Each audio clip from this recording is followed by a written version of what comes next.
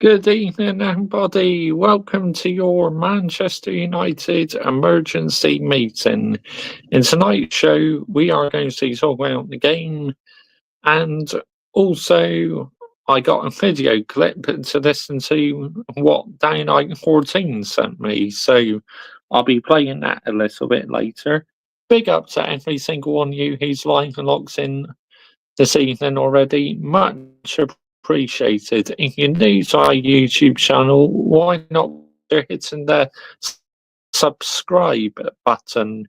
As I upload plenty of Manchester United content, and I talk about loads of other different things apart from football. And subscribe as well, Mr. Joshy J.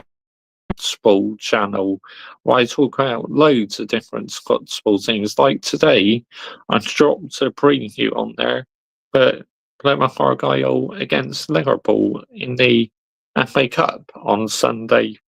And please subscribe as well to my F1 channel if you like your F1 content. Link is in the description and also pinned on top of the live chat. And in the description is my channel membership. So why not consider becoming a channel member today for early access to new videos, members only videos. So that means you can have your own videos just for you. So that means only you will see it as a member, no one else. And a level 1 and level 2 membership, you can find it pinned on top of the live chat. But big up to my subscriber, Adam Partridge, who went to the game tonight. I cannot wait to hear what he had to say about the game. But, before I get to the chat, all I can say is that, as the title says, I flat out say it how it is on here. The Foxes robbed. It's as simple as that, because that no way should have been the goal whatsoever for Harry Maguire. Of course, I celebrated it because it reminded me of the good old days until I realised it was offside. Then I felt sorry for Leicester City and Ruud van Nistelrooy because no VAR in operation until the 5th round. So the Foxes were well and truly robbed there, honestly.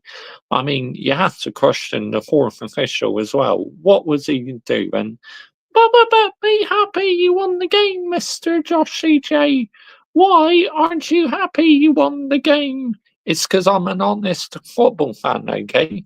And I have to say, Leicester City were totally screwed over there. It's as simple as that. If it wasn't for VAR, right now we'd be playing extra time and potentially a penalty shootout. But because no VAR, that's why Harry Maguire's goal stood. But, you know, if you're a Leicester City fan, you're going to feel very, very, very aggrieved by that. And I wouldn't blame you one bit, because that was daylight robbery, honestly. The officials had a mare there. Why did he not flag offside? Because it was as clear as day as offside. You would see he was miles ahead of his man. So I don't understand it. I really don't. But we're still in the FA Cup, very controversial. Now we'll have to see who we get in the 5th rounds. But, I stick by it. They were absolutely screwed over. And as a Manchester United fan, I am absolutely seething with that performance. I mean, it took us until 60 plus minutes to start playing. Not one shot on target until 60 plus minutes. Nowhere near sustainable at home for my elite high standards. It's as simple as that. Let's get the narrative right here, people. Let's absolutely get it right. I am not happy one bit in that performance. But be happy you won the game, Mr. Joshy J. Why are you never happy, Mr. Joshy J? Why are you always so grumpy, Mr. Joshy J? It's because I know we can do so better at the end of the day. Watching that until the 60 plus minutes, I mean, that was so frustrating. I mean, we couldn't string a pass together. We looked a bit more sharper when Garnacho came on. Garnacho, I thought he had quite a good game, but a couple times he was a bit of a greedy bastard. It's like, pass it to your teammates, yeah? Instead of thinking about yourself all the time. But definitely a contender for man of the match for me, Garnacho. Kobe Mainoo tonight. I mean, I was a bit disappointed with him. Manuel Ugarte, no. I mean, oh my goodness me. I mean, absolutely abysmal tonight. What was that? What are you doing? You know, giving the ball away, got cooked a couple of times. An awful performance by Manuel Ugarte. Let's get the narrative right here. Andre Onana, he tried to save Leicester City's goal with his escape, but unfortunately for him, it rebounded to a Leicester City player. So I'm not going to put all the blame on Andre Onana there, because he did try to keep it out. But why on earth was Binder not playing? Because Binder has been in goal against Arsenal. So why did we not put him in goal tonight against Leicester City? I mean, I don't understand it, but not Onana had really much to do, to be honest, but should play Binder. I think he'll be absolutely seething he wasn't picked tonight, Binder. But yeah, big up to every single one of you live and logs in this evening. Much appreciated. I will get to chat in a second, guys. I've not forgotten about you, but obviously, as I haven't done a match reaction, I'm talking a bit about the game as well. Patrick Dorgu tonight making his debut. I mean, yeah, he did okay. Created a couple of opportunities, but it's only his debut, so I'm not going to go in hard on him at all. But good to see him in the starting lineup. The captain, number 8. I mean, oh my goodness me, Bruno Fernandes, what are you doing? You meant to cross the ball much better than that. That was absolutely abysmal at times by the captain, number 8. Honestly, you got to say it how you say it. I mean, but you know, nobody will be talking about the poor performance because we got a late winner. But I'll be talking about it. It was absolutely abysmal, man.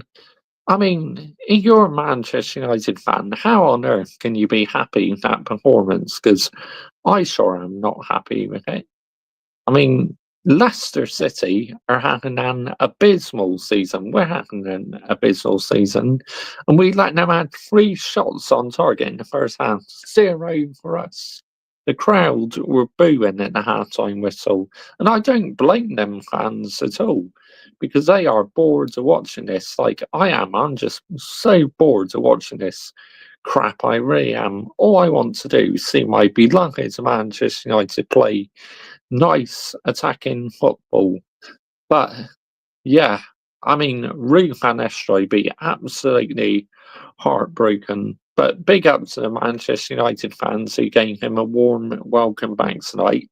I knew they would, because, Rui van Nistelrooy, he did very well for us when he was interim manager. He was unbeaten. So, yeah, but it's not a happy return, and it's such a shame it had to end that way for Reeve and Ashley. But unfortunately, that's football sometimes, Sometimes it goes in your favour and sometimes it goes against you. And unfortunately, for the Foxes tonight, it well and truly went against them at the end of the day. But, let me know down below what you thought of the game. So let's get to the chat now, as I'm sure you guys are patiently waiting. So here we go. Big out to you, Daniel, like 14. You don't deserve to win that game. Manchester United needs to be humble to wake up your players, and you can't keep getting lucky every single time. Facts, I agree. Yeah, I will be playing it a bit later, Daniel, like 14. Thanks for sending me that, by the way. We are at tomorrow. Gunny injured and Jackson could be out for Chelsea tomorrow. Gillett, you mean? I see Manchester United have gone back to their cheating settings. To be fair, shit game though. Oh, 100%, Michael. It was an awful game, football, mate. Yep, big up to you, mate. Bosh. Adam Partridge shouldn't have bonkered. He wasted his money. I don't think Leicester deserved to go through based on their second half performance. True, from 60 plus minutes, I thought we were in the better side, but that should have gone to extra time and penalties. But you're not a real fan, Man United fan if you don't celebrate your win. They don't want you to have standards, Joshy J. Geezer, true. Bosh, big up to you, Hayden Cox. Yeah, I'm very well, thanks, mate. And I'm glad you had a good indoor cricket session today, mate, as you're preparing yourself for the new season, aren't you? But yeah, I hope you're well. I hope your day's gone good. But yeah, look, that was, oh my goodness me. It's like, what on earth was I watching in the first half, man? And until 65 plus minutes, that was nowhere near sustainable. We're meant to be the home side. And we're literally making the Foxes look like the home side. Get the fuck out of here, man. Seriously. What are we doing here, people? What is the game plan? Seriously. Yeah, the goalkeeper shirt. I don't usually go for goalkeeper shirts, but I really liked this one, so that's why I went for it. But, oh my goodness me, man. Look, we had to do it the hard way. Very controversial. And yeah, but that's going to dominate the headlines, honestly. Robbed. Foxes. Robbed. Because they were. No favouritism or bias from me whatsoever. They were robbed. It's as simple as that.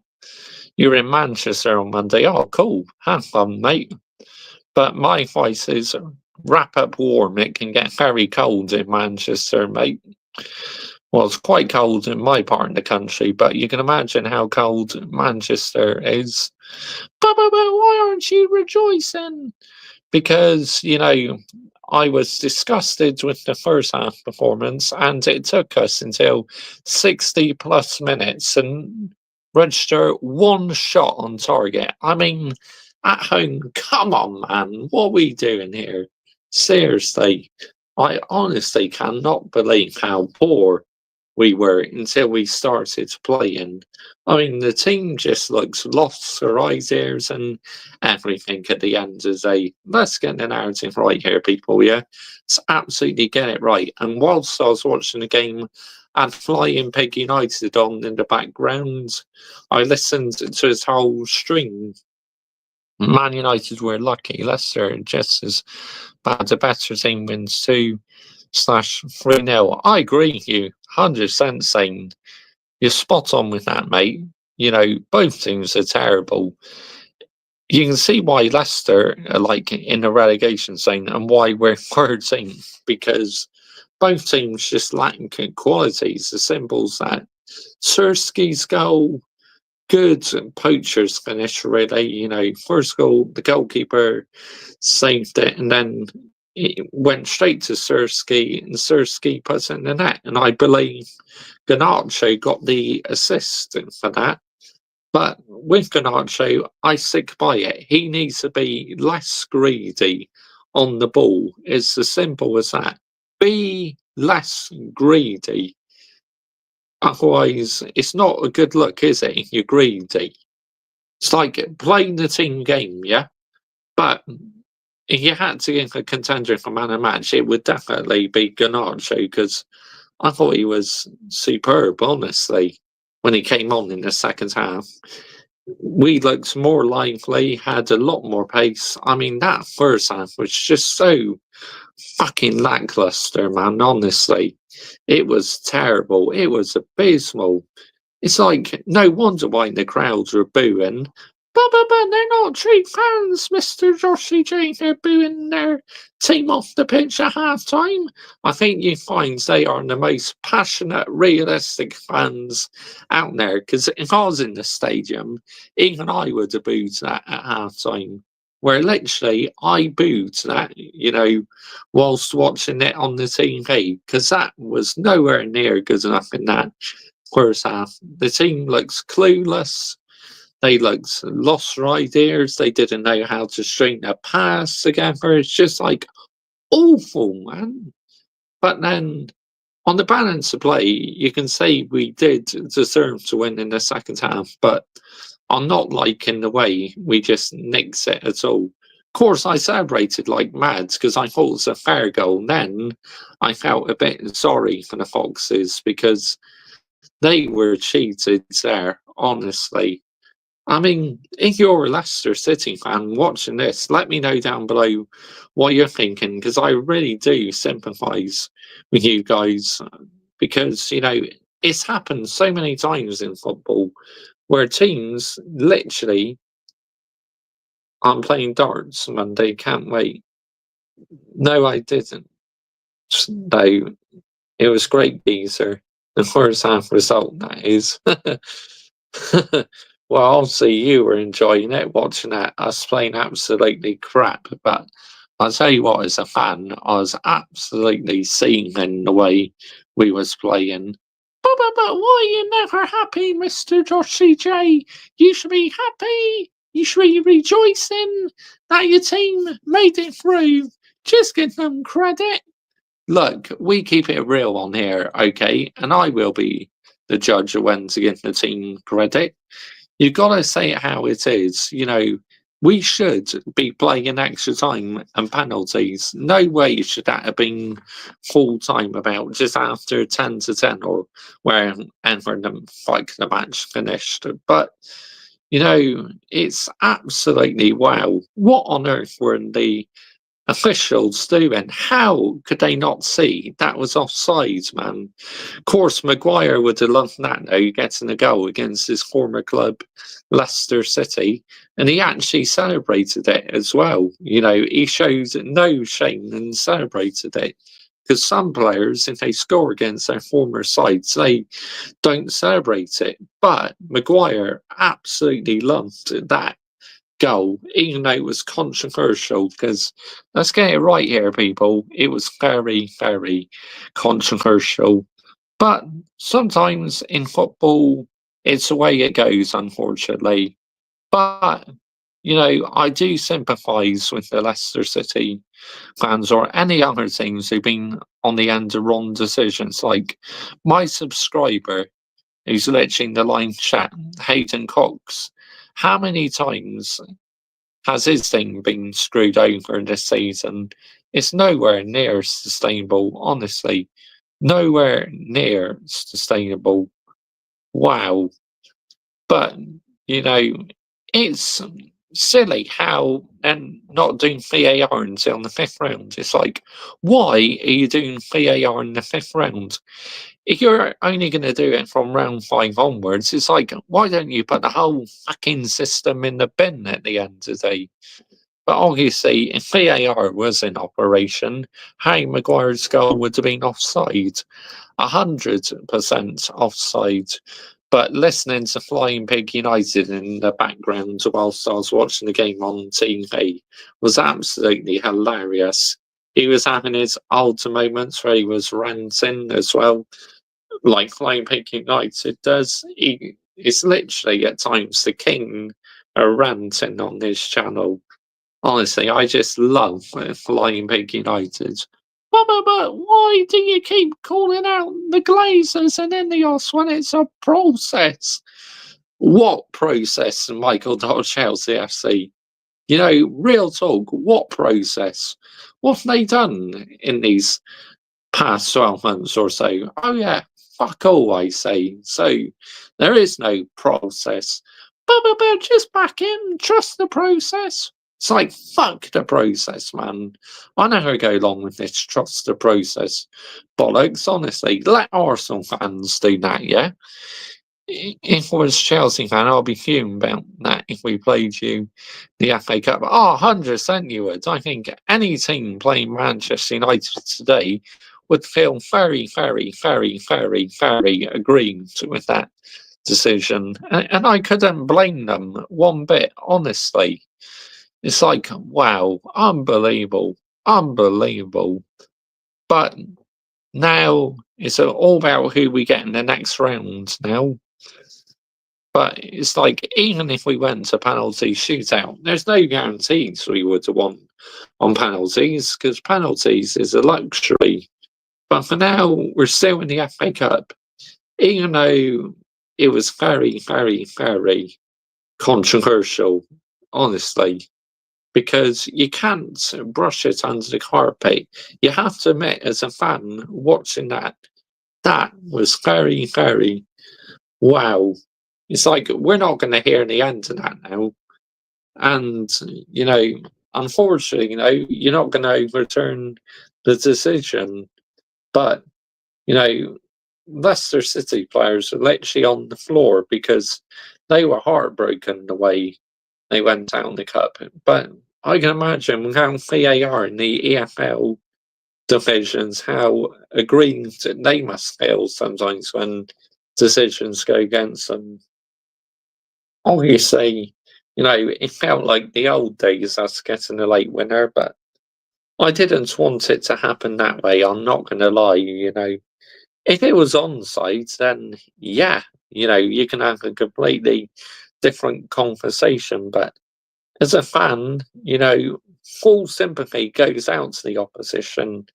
And if you threw something or smashed a beer glass, I wouldn't blame you because emotions running high. And your side just got robbed at the end of the day of extra time and a potential penalty shootout. But you're through, so just be happy, Mr. Joshy J. You're still in the FA Cup. You could still win the FA Cup and the Europa League. Get the fuck out of here, man. We're not winning the FA Cup or the Europa League. No chance. I mean, if we meet a competitive side in the FA Cup, we will be out of this competition fast before we say, bosh. It's as simple as that. We would, honestly. It's like if we make Liverpool someone like that, I think that's it. Or knowing the players, they'll play bloody brilliant because they usually do against the top sides, but it's against the sides who are struggling that we seem to make it hard work for ourselves, which I don't get. I really don't. It's like, oh, so jarring, man. Because if we play like that against the top sides, why can't we do it against struggling teams? This is what I want to understand here, people, yeah? This is absolutely what I want to understand. It's madness, absolute madness at the end of the day. But obviously, we will get onto some fan reactions. But obviously, Patrick Dorgu in the number 13 shirt, he literally wears the same shirt as Park Ji-sung now. Don't use trust the process. I'm not using as a Chelsea fan. Nope. Not in a million years do I go along with this trust the process nonsense because we all know which fan base do it, don't we? So why do we have to copy other fan bases for it? It's ridiculous, man. Absolutely ridiculous at the end of the day. I'm just absolutely sick and tired of how, like, the standards is down on the floor in this football club. So they've been high up to the ceiling, high up to the sky, because that should be our standards. It's as simple as that. In football, sometimes you need a bit of luck, and luck today, it went our way. Unfortunately, same cannot be said for the Foxes. Luck didn't go their way. Obviously, VAR was in operation and it was offside. I wouldn't complain about it because I would literally accept, yeah, I will play it. We'll get that out of the way first, yeah? We'll play that video clip because I want to cook this bell end, honestly. Sounds like he's talking absolute shite. So, yeah, we'll get on to that in a second, and then we'll listen to some fan reactions. We'll listen to what Ruben Amorim says, and I'm going to listen to what Ruth Van Nistelrooy says as well, because no doubt about it, Ruth Van Nistelrooy is going to feel hurt by that, honestly. And, you know, I love Ruth Van Nistelrooy. He gave us so many happy moments as a player, and he's going to be feeling sick in the stomach, honestly. I mean, wow. Football, as Sir Alex Ferguson would say, two words, bloody, then the H word. I mean, wow. It's like football. You can never tell what's going to happen in football. You should look as well. And can you read it? Yeah. Did you comment on this video? Did you? I'll account for that if you did. Definitely, I'll look out for that down 14. But anyway, I want to cook this balance because, and I've even heard a few fans tonight saying on Flying Pig United's channel, they're Ruben Amorim out. What? You Ruben Amorim out? Get the fuck out of here, man. He's not even had his own signings yet. And you're judging him already. Nah, get out of here, man. Sick and tired of it. Literally, get behind him and let's judge him, yeah, when he's able to bring in his own players and that. Then I will fully judge him. But until that happens, Ruben Amorim out. Get the fuck out of here, man. That makes me so leaving, honestly. Bet you they're rival fans in disguise, honestly. Not true Manchester United fans.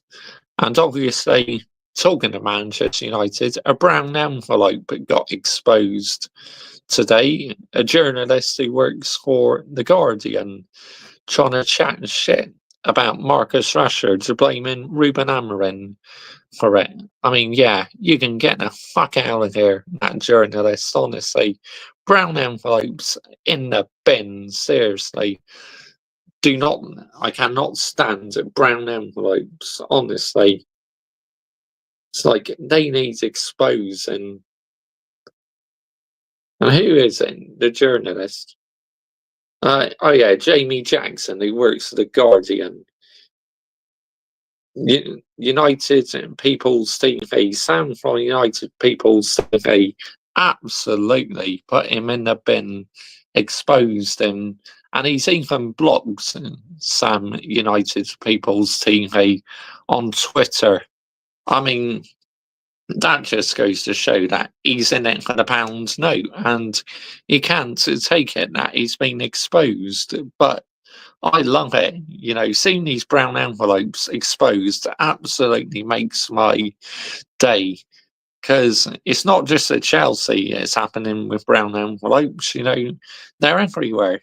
And this is why they need exposing. This is why they need putting in the bin. Like Johnny Mimrels and Eunice, they put the brown envelopes in the bin at Chelsea Football Club. So anyone who's chatting shit about Manchester United, instantly like that, I'm putting them in the bin. It's as simple as that at the end of the day. Because do not chat crap about my football club, okay? Otherwise, it will not sit well with me, I tell you. See that red devil badge? He's all angry, and that's why you're making me brown envelopes. You're making me absolutely see him when you chat shit about my football club at the end of the day.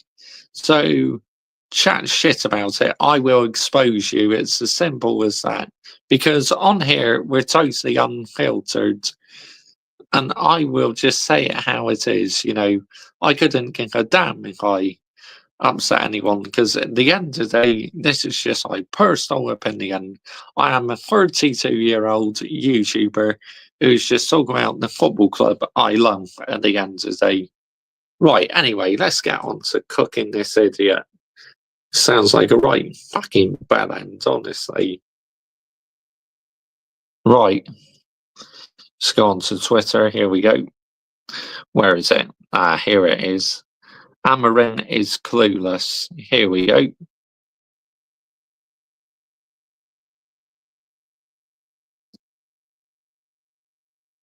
Let's see. I'll just type it in. Man United are worse under Amorim. Here we go.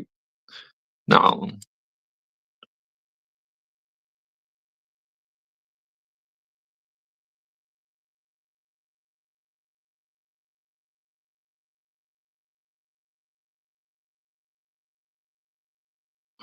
Where is it?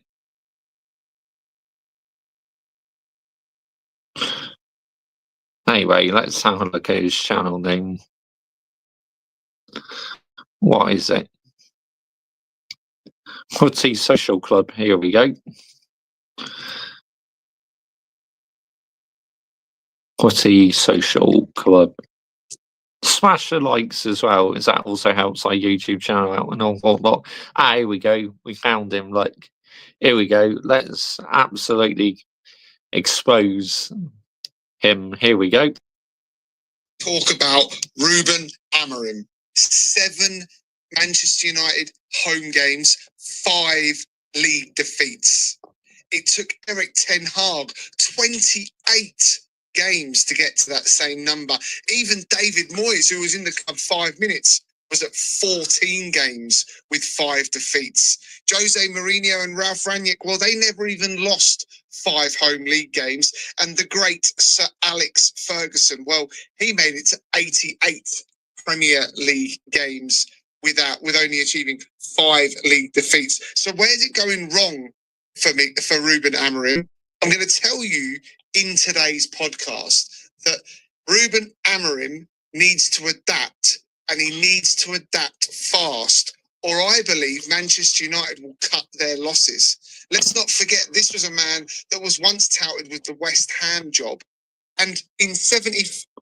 This is a problem. Ruben Amorim has said he's not changing his style of play because he believes in it, but I believe we do not have the players to implicate his style of play, playing these wing backs and that. That's why Patrick Dorgu is being brought in to try and make sure that the style of play works. But it's not going to just work with him. You need many more players at the end of the day. 5, I think Sporting Lisbon games, never even lost 5 at home.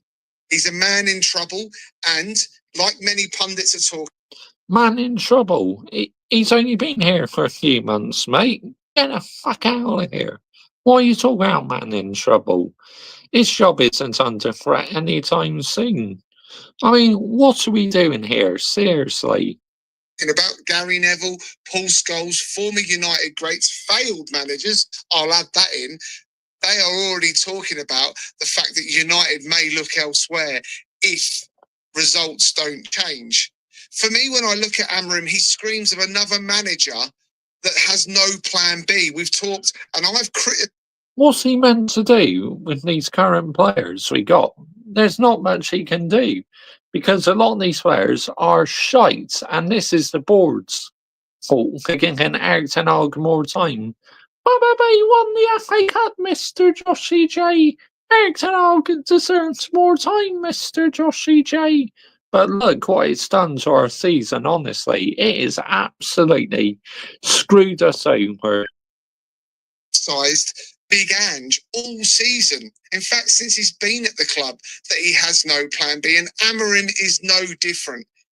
He's stuck on a 3-4-3 formation that clearly doesn't work given the players that Manchester United have. When I watched them against Crystal Palace at the weekend, there was only ever going to be one winner. The formation and the players don't generate anywhere near enough efforts on target, chance creation, ball possession for Manchester United to win Premier League games. What I also don't understand is that he's becoming the next Claudio Ranieri, in that he wants to be a tinkerman. In the week previous, Kobe Mainu played in the number 10 position and was phenomenal. Looked at home, and all of a sudden you're thinking, yes, Amorim, play him there because it works. That's one ticked off. That's a position you don't need to find someone for. And what does he do against Crystal Palace? He plays Kobe Mainu as a false 9. It doesn't make any sense. Amorim clearly doesn't know his best 11 and must, I think, start to use players that he may not want to be at the club. The likes of Xerxes, who, look, was a poor buy. The likes of Hoyland, who, look, it's just never worked. But United have got to get... That we can agree on. I mean, the recruitment has been shocking. Money back for these players, leaving them on the bench when you need goals. And yes, they've not been prolific, but they are strikers at the end of the day. Screams a manager that doesn't understand the English Premier League and just how hard it is. Big Ange has come unstuck. There's no plan B. Amorim's fast becoming the same. And Manchester United fans are being patient. When you look at the managers they've had success as well, post Sir Alex Ferguson, but not the success that they've been used to, that they've been spoiled by. And Amorim looks lost. I half wondered when he sat in his press conference a few weeks ago. Again, what's he meant to do with the current squad of players he's got? He's trying to implicate his style of play, but it's clearly not working. So I think he needs to revert back to forward the back. So we can just have central defence in field, a midfielder, go back to the usual formation.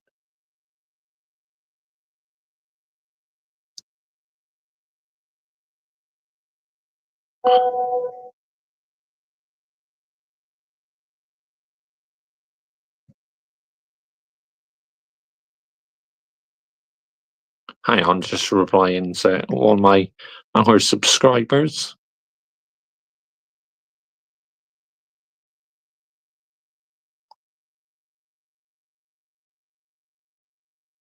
There we go. I said, this is the worst Manchester United in Premier League history. If he was actually already looking for a way out of the club, I'd be interested to know your thoughts. Do you think that he's been...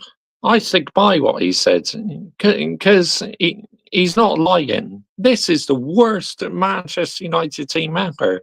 Who can defend this Manchester United team, man? Seriously. Sold something different by the Glazers, by those in charge at Manchester United, saying that we'll sign this player in January or that player, that in the summer there'll be this war chest. Manchester United have got PSR issues. They may be one of the richest clubs in the world, but they've got transfer fees. They've got debts to pay. The Glazers withdraw a lot of money. When you look at the comments that Gary Neville talked about, that the players Manchester United have, you want those players to believe in what you are trying to do as the manager. And when you keep losing every week, which is what happens with Manchester United, then that pressure ramps up. The theatre of dreams, which is more like the theatre of nightmares at the moment. Forget the leaking roof, they leak goals. Manchester United's players surely will put tools down on Amorim if results don't improve. I mean, player power, this has been the issue. Player power has been an absolute disgrace at Manchester United. I'm sick and tired of it, man. It's like, start listening to the manager, yeah? Or fuck off. It's as simple as that. Because they won't believe that this manager can get, the best out of them. And let's not forget, Manchester United are not going to be able to sell 20, 21, 22 players that the fans are calling for to go. There is so many players that are considered dead wood at Manchester United.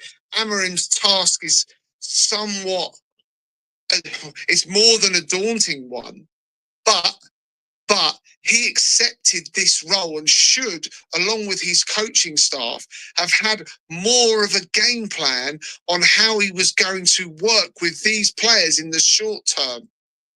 And for me... I mean, we had a couple good games, but we're not doing it on a regular basis. If we carried on having good games, this style play, what he's trying to implicate, could work. But at the moment, it's just not working because he clearly doesn't have the players what he wants. It doesn't look like he's got any idea in what he's doing with these players. He's got rid of Rashford. a player that's failed in the last 2 seasons at Manchester United, but there's a player there. Could he not have worked with him? He was so public in his criticisms, talking about the fact he'd rather put a 65-year-old goalkeeper coach on the bench.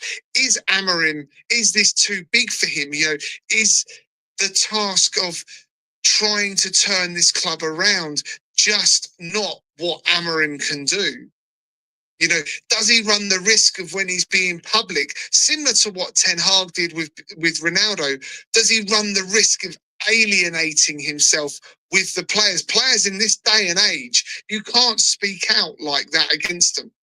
You cannot do it. He needs to be smarter. He needs a lesson in PR, clearly, when you look at the comments that he made about Manchester United being the worst Premier League team. That's not PR. That's factual information. Because literally, this is the worst Manchester United side in history. PR, my ass. Get in a fucking bin. What are you talking about? But it's very similar to Big Ange and the way that he's almost too honest.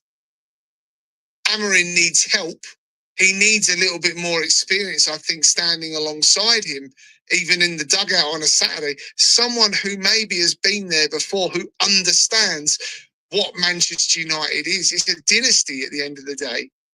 You know, it's a club that's used to winning major honours. No, not so much since, you know, Sir Alex Ferguson left. Ten Hag did deliver 2 trophies in his time there, and Amorim, as the bare minimum, is going to have to do the same. You know, I talked earlier that he's got to play Højlund or Xerxes. He's going to have to back somebody in that number 9 position, even if it's just to drive the transfer value up for the club to be able to sell them in the summer. I think overall, for Amorim, it's more than just picking 15 players on a Saturday or the first 11. It's absolutely everything that he has got the pressure to deal with. And for me, he's not strong enough as a manager at 39 years old. He is clueless in how to deal with everything in his in-tray. It's too big for Amorim. I'd love to know what you guys think. Where Manchester United go from here with Amorim. Let's look at the fixtures. You know, they've got Leicester in the cup now. Leicester this weekend have got bigger and more pressing things, but Ruud van Nistelrooy, I'm sure, would love to get one over Amorim. Remember, he wanted to stay at the club when Amorim came in. Would that have been a smarter move to have had someone who knows the DNA and the fabric of the club sitting on the bench alongside him? Should Ruud be sitting there as his number 2 this week? But, you know, after Leicester in the cup, Man United travel to Spurs. They're going to start and turn a corner, I think, soon. You know, Ange is starting to get players back. They've been active in the transfer window. You know, United weren't really. Dorgu came in for left back. You know, they signed some, you know, some younger players. United really didn't do a lot. After that, they go to another former Manchester United manager and David Moyes at Goodison Park. That game there is not going to be easy. That's not going to be easy. I fancy Everton to get something out of that. Then it's my team, Arsenal, at Old Trafford. You know, they might get a draw, they might get a win, but it won't be easy. Before a trip away to Leicester, they'll pick points up there. Then they travel away to Nottingham Forest. There's only one team winning there. Then they've got the Manchester Derby. They get themselves up for that game normally. That'll be difficult, though. Then it's a trip away to Newcastle. And before you know it, it's the 13th of April. How many points do you think this clueless manager is going to pick up in that time? I'm going to say 6. 6 at best. 6 at best is what Amorim's going to do. That's going to leave Manchester United languishing probably around 15th or 16th in the Premier League table. Is that good enough, Manchester United fans? I'm talking to you specifically. Would you still believe that Amorim is the man to drive you forward next season? How many windows is it going to take for him to get you into the position where, forget challenging for the Premier League, I'm talking about challenging for the top 4. I don't think he's even the man to get you to the top 4. I think mentally this is going to be too much for him. I just don't believe. See, the way these men are literally writing him up already. I mean, what are we doing here? Seriously. He is the man for Manchester United. And I think the results that you're seeing and the way that Manchester United play under Amorim already proves that the crowd will turn on him. They may not turn on him this year, but I don't think Amorim will be. I mean, some may turn on him, but I think the majority of the fan base will be fully behind him. Sitting in that hot seat come January next year. I really, really don't. He may just walk away. He's already said in the past that it's 3-4-3 or bust for him. How many players, when you look at this Manchester United 11, can really play the way he wants to play? And is he strong enough as a coach to actually coach these players? There's so much dead wood. There's so many players who underperform week in, week out. Onana, Martinez, they're not good enough. Maguire's finished. Evans should be. I mean, we know Onana has been abysmal. Maguire, he's not always got the pace, so it's like, but come on, man. These fans who are Ruben Amorim out already, have a word, yeah? Have a word with yourselves. Seriously. In his pension. Luke Shaw, he can't stay fit. Bruno Fernandes, there's massive questions there. Is he strong enough to probably move on a 30/31-year-old who's not the future at Manchester United? As I said, his in-tray is massive. And for me, he's clueless in how he solves it on a day-to-day basis. Guys, if you're enjoying today's video, please consider liking and subscribing. Everything we do.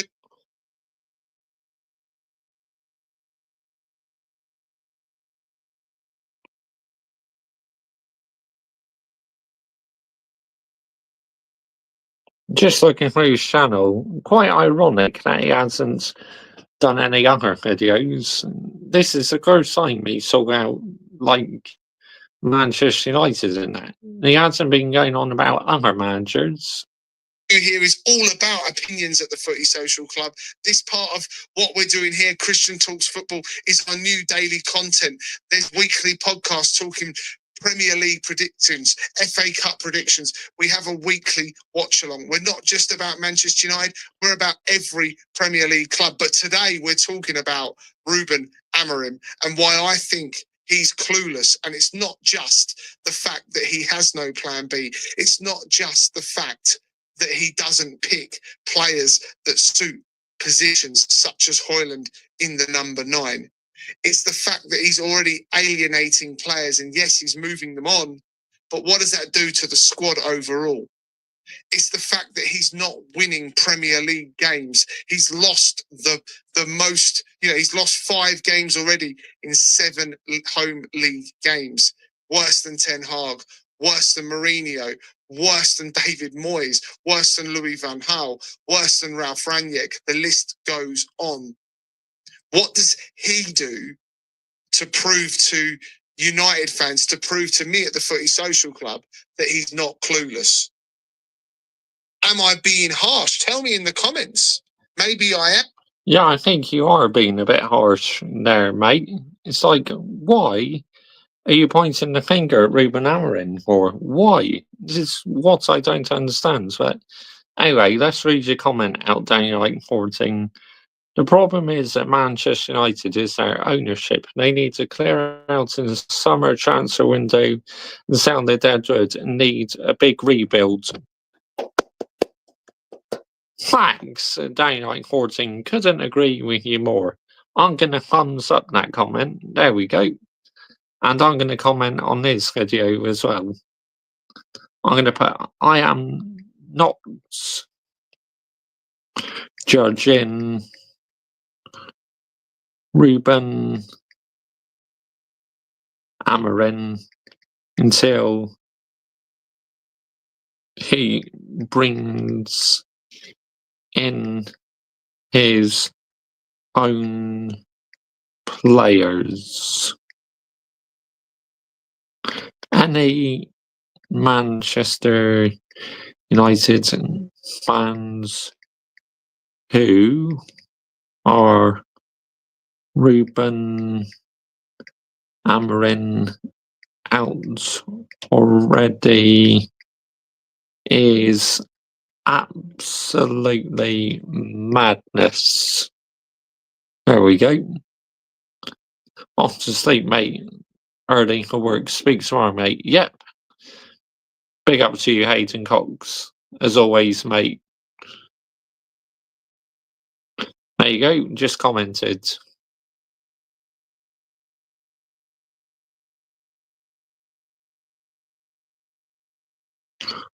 Yeah. I mean, I think he is being harsh. Honestly, if I had to be honest, I say yes.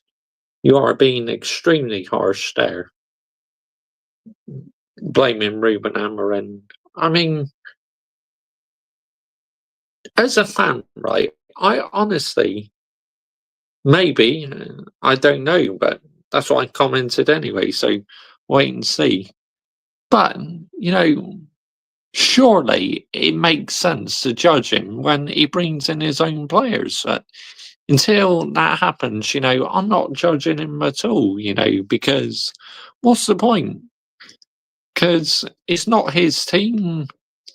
It's mainly Eric Ten Hag's team of players still. I mean, it's just, wow, unbelievable. But this football club, man, they have no idea what they're doing in the end of the day. Let's get the narrative right here, people. Let's absolutely get it right. But big up to every single one who's like locks in this evening. Much appreciated. If you're new to our YouTube channel, why not consider hitting the subscribe button? If we do get a reply, you have to show it on stream. Yep, I will do. But, yep, please subscribe to this channel if you enjoy Manchester United content and me talk about loads of different other things and football. And please subscribe to my futsal channel as well. Link is in the title. It's in the description. My F1 channel is in the description and pinned on top of the live chats. And in the description is my channel membership. So you can find all the information pinned on top of the live chat. So I'm going to listen to some fan reactions now, and I will get back to the chat in a bit. But yeah, let's start off what you see with one of my favourite YouTubers, content creators of Manchester United, all things United. Manchester United have beaten Leicester City 2-1 in the fourth round of the FA Cup. Pleased that Manchester United have got through. However you get through an FA Cup tie, you just want to get through. We've seen some dog shit performances from Manchester United in the last couple of years in this competition, but we've gone on to get to two finals and win one of them. So you don't give a shit in this. But Manchester United have obviously made changes. Dogu has come into the Manchester United team, played on the right-hand side in this one. Obviously, Garnacho has come out of the team that's been playing a bit more recently since now he's staying at Manchester United for the remainder of the season at least anyway. And Foylan come back in up front. So we've seen some changes in the team. Not the wholesale changes he was making in when he first come to Manchester United, but seeing some changes anyway. And the first half, absolutely turd yet again from Manchester United. Dog shit, not a single shot on goal. I mean, fucking hell, that's the football. Honestly, it was absolutely abysmal not to register a shot on target until 60 plus minutes. Nowhere near as sustainable for this football club's standards when you're playing at home. To be honest, it's absolutely wank. But if you keep performing like this, we keep losing games. Okay, we won today, but if we keep performing like the first half and keep losing games of football, then some of the blame is going to come back on the manager. I know there is a lot of players here that probably aren't going to be here in 2 or 3 years. The likes of Rasmus Højlund, just awful, just not good enough for Manchester United, and will not be a Manchester United player, or definitely not starting Manchester United player next season, or Ruben Amorim will lose his job. They're the sort of players that are going to get Ruben Amorim the sack if we continue to play them. Now, hopefully we'll evolve and better players will come in, and I hope he turns this around, I really do. But a lot's got to change, because, I mean, the substitutions in that second half did change the game for Manchester United, certainly bringing on Garnacho. I think a lot of people were surprised that Dogu went off. I thought he'd done all right for his first game for Manchester United. He got taken off. A number of players could have got taken off. I wouldn't have been surprised if it hadn't been, if it had been Rasmus Højlund, to be honest. And we've gone with maybe an Ahmad in the false nine or so, or something else, because to me, he just doesn't offer nowhere near enough up front. And people moan on and on about Manchester United not creating enough, he's not getting enough service, but Jesus, he's anonymous in nearly every game we see for Manchester United. Hold up plays poor. He just, to me, he's just not good enough for Manchester United. He's just not good enough quality for Manchester United.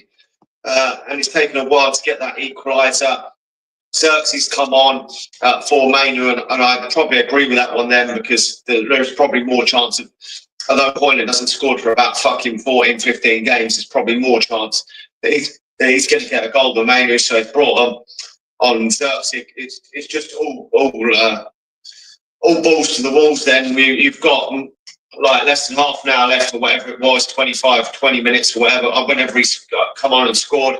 But when he come on, you just got to go for it then. It's FA Cup, you've got nothing to lose then. You're losing 1-0, so you might as well just go it.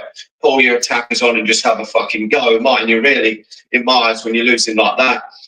And Xerxes did get the goal back. I mean, Garnacho has been at the forefront of everything.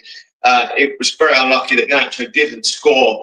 I think it was, I'm not sure how long before the Xerxes goal, but it was it was a really good clearance on the line to stop Garnacho going in. I thought it had gone in. I really did.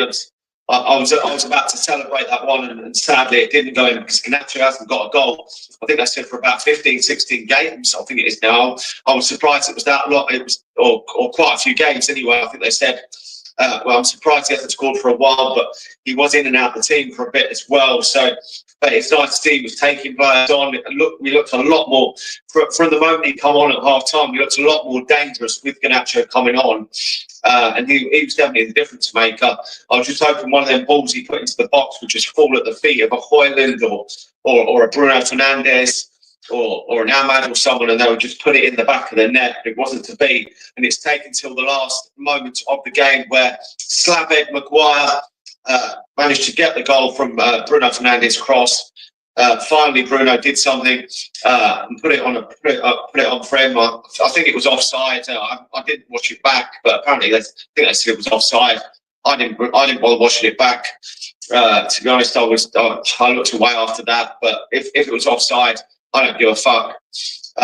And that was it, really. I mean, I didn't bother to watch anything after that. I just turned the telly off, so I don't know. But as I say, if it was offside, who gives a shit? We've got through. There was no VAR to do that anyway. To rule the goal out of Manchester United. So I think the last sort of second half minutes, sort of the last 20 or 5 minutes. I mean, Manchester United were getting a bit more on top. I don't know if it had gone to extra time, if Manchester United would have been able to get the goal, you never know. But they did have one breakaway where Mazraoui did put in a good challenge to win the ball back, which looked a bit dangerous when they went on the attack. But besides that, they didn't really offer too much. Second half, Leicester and Manchester United ended up comfortably in that, a lot more comfortable in that second half. They just wish Manchester United would start a bit better like that. But we haven't even been that comfortable in a game, really. Apart from that Europa League game in Bucharest, we weren't too bad. But besides that, most games have been horseshit. Anyway, don't really know what more to add. I mean, obviously, Garnacho was the man of the match. It says it all, considering he didn't come on until half time. He was easily man of the match, in my opinion. But, I mean, positives are Doku got 45 minutes. I don't know if that was the aim from the manager. I know there's a lot of disgruntled on social media that he got taken off at half time. Maybe that was the manager's plan, just to give him 45 minutes. for this game and then move forward because he hasn't played for Manchester United before. So anyway, let me know your thoughts in the comments section about at least Manchester United through to the next round. Let's watch what the other teams do this weekend and see who we get in the next round of the Cup. Smash the like on the video. We've got a while before the next game, so smash the like on the video, subscribe to the channel if you're new, and I'll talk to you all again soon. See ya. All things Man United there. As always, a very honest Manchester United fan who I've been following for a long time. Right, now there is another fan I want to listen to, and who I've been following quite a bit recently is Kaz. He's done a match reaction, so on the listen to what he said. Because I've not listened to any of these. These are like me listening to them for the first time whilst I'm live. So I get to hear them, I can react to them live, and you guys can hear them as well. Right, let's have a look at Kaz. Make sure you're subscribing to Kaz, by the way. There he is, Kaz, Man United fan. Quite a new fan on here. Yeah, he's doing quite well. He's got 3.9k subscribers. So that's great. In the bin, welcome back to MUFC Cast. If you're just on Never a Foul watching a reaction, great, amazing. You saw the head loss. My head's on Mars. However you want to say it, but I need to dissect it because there's something else that's just come out. Why, Scout? Someone told me that that's wrong. Someone told me that this man isn't going into his 10 hard bag. Someone, please. Is that real? Is that quote real? Is that quote real? Why, Scout? He's doing up dumb.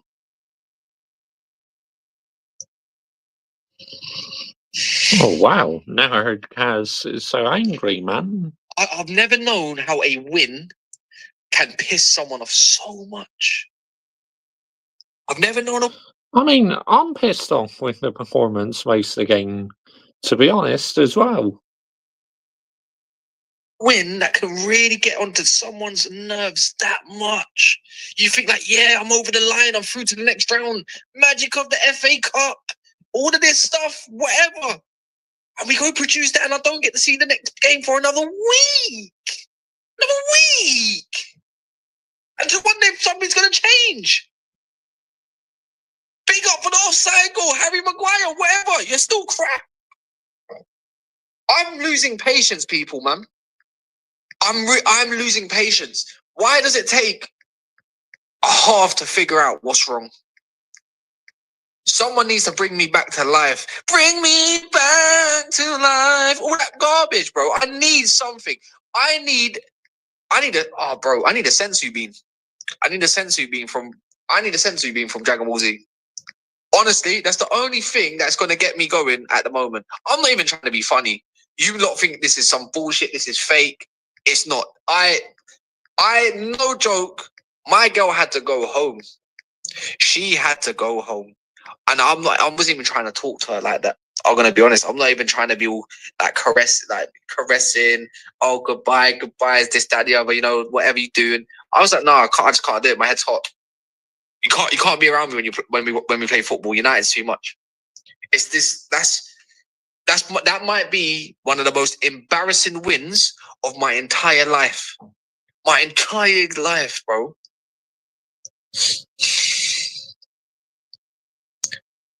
My entire life. Big up to anyone that's in there. Get your question. I mean, I can understand where he's coming from because it's on the 60+ minutes. That was an awful match to watch, honestly. I mean, you're playing at home and you're literally allowing them to have 3 shots on target in the first half when we had 0. Nowhere near sustainable. I'm going to be honest with you, lot. I'm here to talk to you guys now, innit? So never a thousand has happened. Didn't really get a lot of the comments going through. So please get your own questions in, get your own statements in. Just talk to me for about 20 minutes, half an hour. I need to just, you know what I mean? I need to lower it. lower the zone. If everyone that's in here that's actually watching through whatever device, if you could just smash the like button, that would be a pleasure. That would make me happy. That would just make me happy. Subscribe if you're new. If you're wondering, like, this is, oh, you got your own channel. Yeah, here it is. I'm not even. The thing is, yeah, is I don't think a lot of us are Amram out people, right? I'm gonna be. I am definitely not at all. I don't see it. I see us cussing him, but I think we're allowed to cuss him because at the end of the day, you don't blindly back something or someone, you know, and keep about your business. It just don't. It don't make sense. Yeah, because then now you're going into the realms of Arsenal fans deluded. Do you know what I mean? That is that's when you go full artard. You know what I mean? That word there is you don't want to go into that zone. You don't want to go into that zone. You want to leave that there. Yeah. Let's have some decorum. But if you are, I don't blame you. I don't blame you. And you know what? Every time we play some weak ass midfield, that's something behind us. You know what? I've kind of noticed, yeah. Whoever's in the 10 is going to drown. Whoever's in the 10 is going to drown because guess what? The line at the centre back line is not high enough up the pitch. Yeah, I agree in that. It's not. It really isn't high enough. The centre back line. Two in central midfield are just not together. It's too Ten Hag. Yeah, I agree. Two central defence midfielders together is not going to work at all because you don't get the same balance in play. It's like have one CDM starting and have the other on the bench. It's as simple as that. You know, that is one thing Ruben Amorim can definitely improve. Has anyone seen today how much that was like Ten Hag? That midfield was drowning. The midfield was so far away from the attack and so far away from the defense all at the same time. The wing backs are so far passive, like, and all the way back as well. They can't even press no one. They had time to pass and to turn and look up and do what they need to do. And we're actually lucky that Leicester are scrubs. It's the same rookie mistakes as Wrapped Up Haven is saying. It's the same thing over and over. And it took us till the last, 20, 25 minutes to buck our ideas up. And it took a Garnacho impact sub for the club to get, the team to get going. And then now, again, now I'm getting Wisecout. Now I'm saying sometimes you have to, this is what he said, you know. I'm looking at it right now. Let me have a, where is it? He says, Ruben Amorim, when asked why Dorgu played that right wing, you can see on Wisecout that he can play both sides. What do you mean? What do you mean? You know what it is, yeah? When you're playing with two deep defensive fullbacks, wing backs or whatever, yeah, it's never going to work. So if you're going to have Ahmad, look at Ahmad when he went right wing back. Look at the difference. Clearly, Dorgu's going to have to take some time to adjust to the pace. That's normal, right? But at least stick him on his favoured foot. You know, let him do that job. Let him have a little bit more of a run there. Because then at least you've got service on both sides that like to take on players. Not the load, man. Has he got his nudes? So anyways, you can't get up the pitch. Kobe's drowning. Kobe had an awful stinker of a game. Now he's got... Yeah, Kobe Mainoo was not great at all. To me, I have to say the worst player tonight, Manuel Ugarte. Me thinking twice, I shouldn't do. Ahmad in the 10 didn't do anything because he barely received the ball. Ugarte was a headless chicken. And Bruno was... I don't know, man. I mean, the captain's crossing was abysmal. Let's get it right.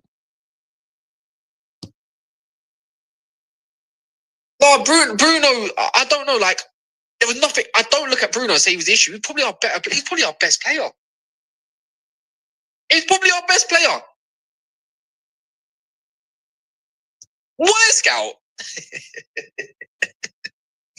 said Wisecout. He said Wisecout. Oh. Woo. I mean, if you don't laugh, Kaz, you'll just cry, won't you? I mean, at least he's adding a bit of humour to it, but you can tell he's hurting. Like what I am. I'm hurting as well. Ooh. Yeah, man. Yeah, man. He said Wisecout. You've had enough of it.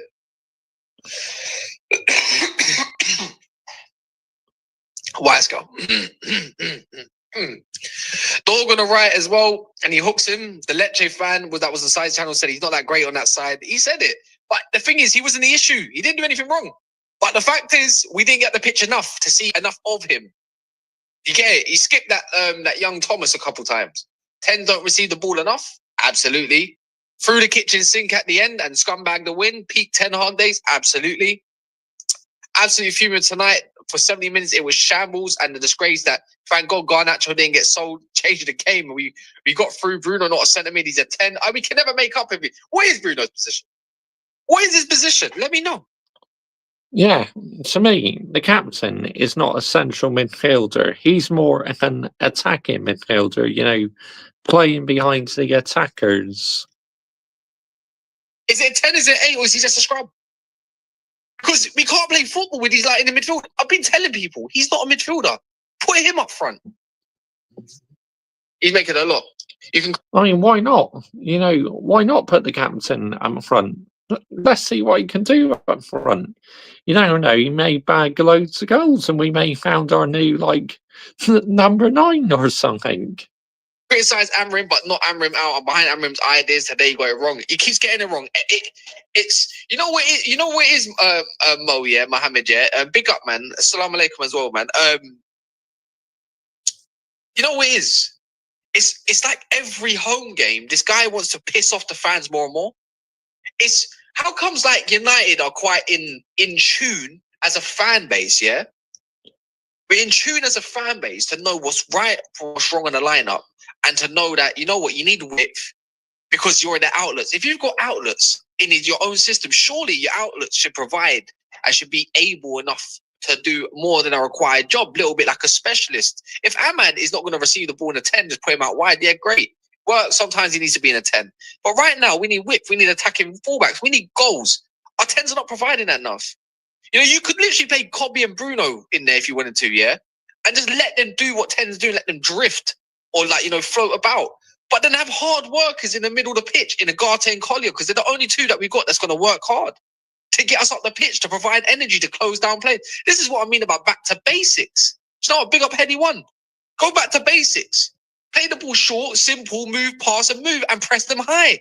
Win the ball back, go create chances. Because Leicester fumbled it in the end. No matter what it is, it's Leicester City.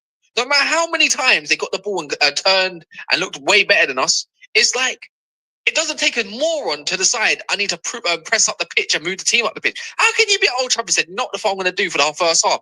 You're going to play 10 yards deeper than you usually will. Because he does it time after time. Cindy Lauper.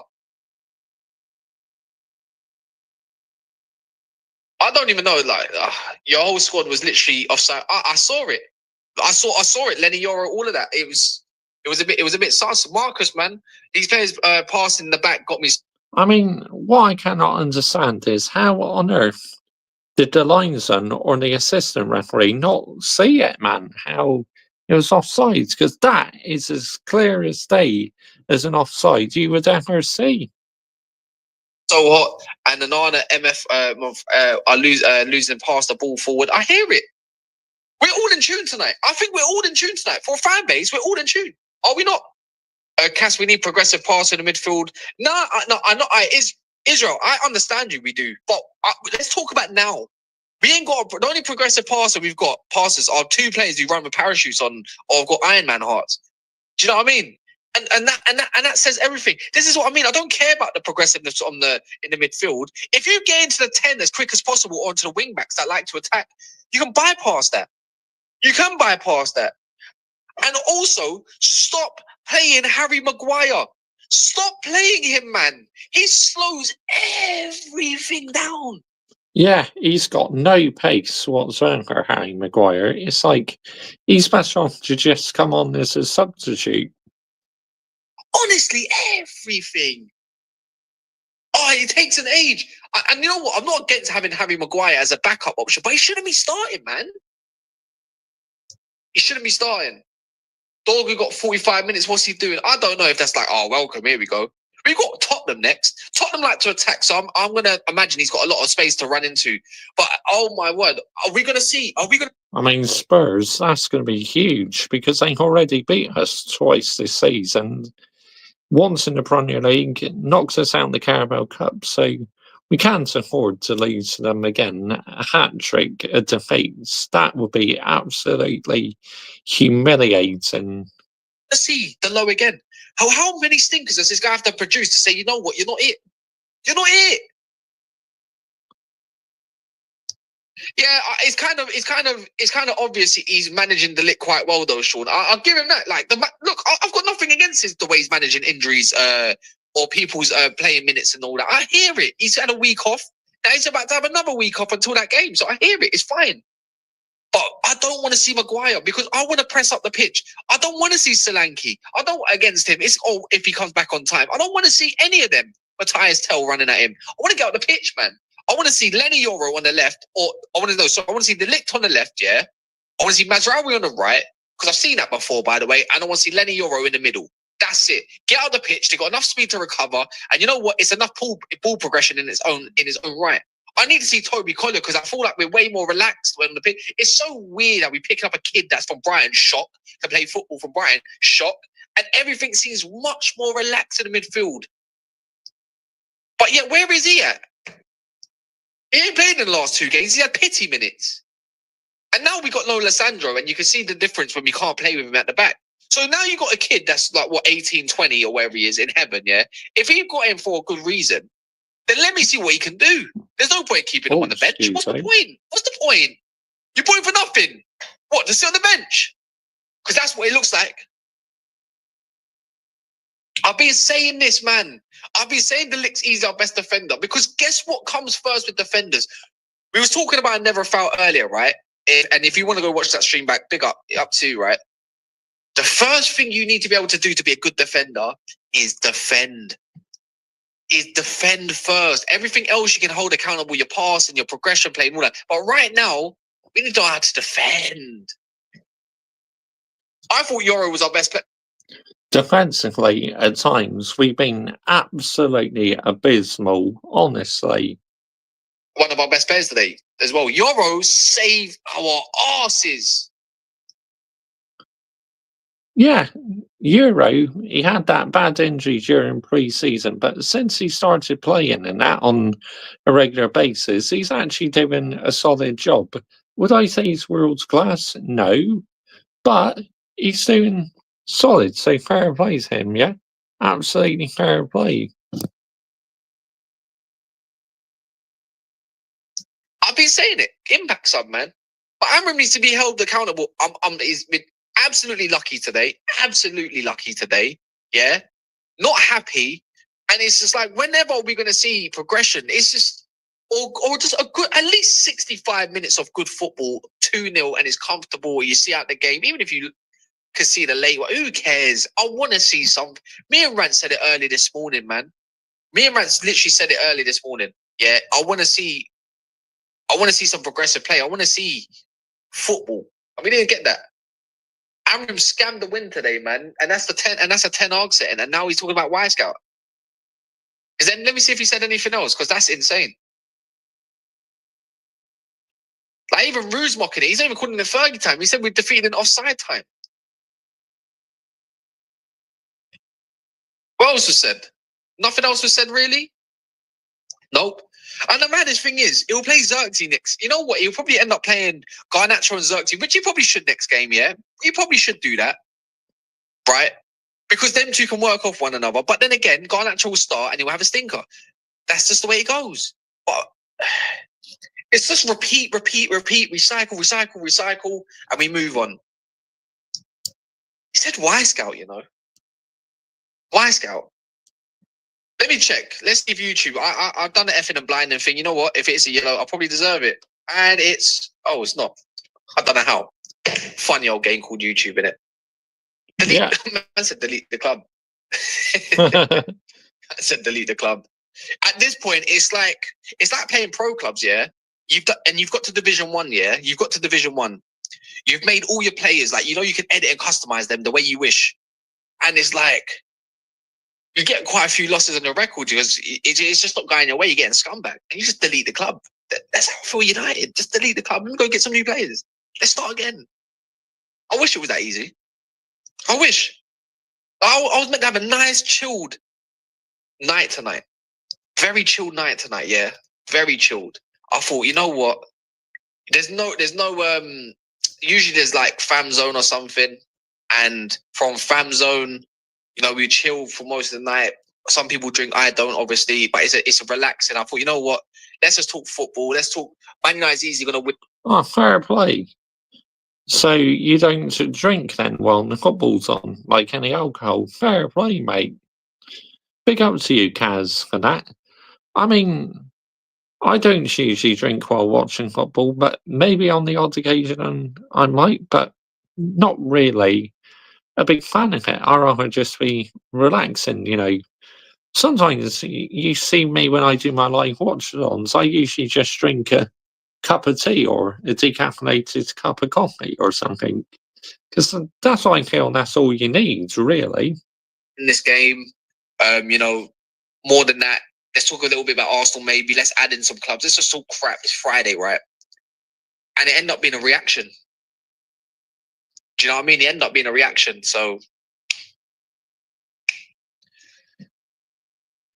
it ended up being a reaction, man. Yep. Yeah, you need to fancy Kaz, you know, no shame in it whatsoever, mate. You know, fans all you like, you know, get it off your chest, mate.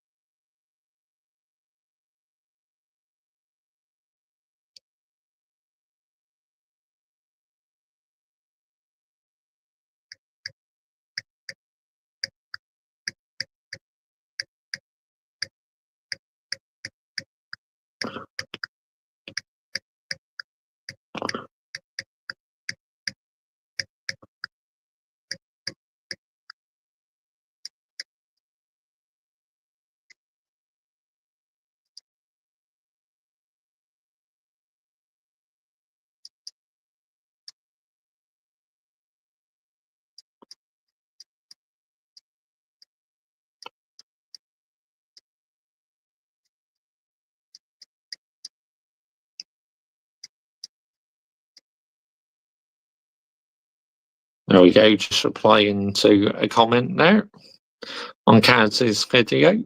Yeah, man. I'm done. I think people, you need to go have a chill pill. You know, it's 11 o'clock at night in the UK. And we need to assess our options. What are we doing tonight? What are we doing tonight? What's Lee's channel, by the way? Lee reacts in it. Lee reacts. Lee's on. And you know what? I'm in the mood to cuss someone out tonight. I'm in the mood. I'm in the mood to roast someone. And I've got two typical culprits I wanna roast potentially. Need to sleep and call my I think we all do. Go for it. Expose the brown envelopes. Go for it, Kaz. Hey, look, if anyone wants to know, Invincible Season 3's out. Next episode of Severance is out.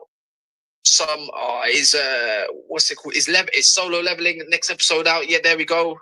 Love Island, if you want to catch up. Yeah, man. I think my night's sorted, bro. Nah, get out here, man. Love Island. No way. That can get in the bin. I've got Bear Sweets as well. I'm gonna pig it today. I'm pigging it. Yeah, man. If Lee's live later after the Edge of Messi game, I'm there. I'm there. But you know what? Smash the likes. This going over to Lee's channel, man. I appreciate anyone that's jumped over. Look again. We move in it. We move. So yeah, we move, man. I appreciate all of you lot, man. Honestly, I'm not joking. We're gonna be back tomorrow, though, innit? We're gonna be back tomorrow. We need to catch some strays, and that's that. That's the only way that's gonna. So let's all go over to Lee Reacts. There's 300 of us in the building.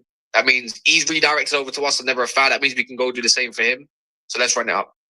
And let's go watch some Etcha Messi, if that's what people call it. Let me see the hype in a bit.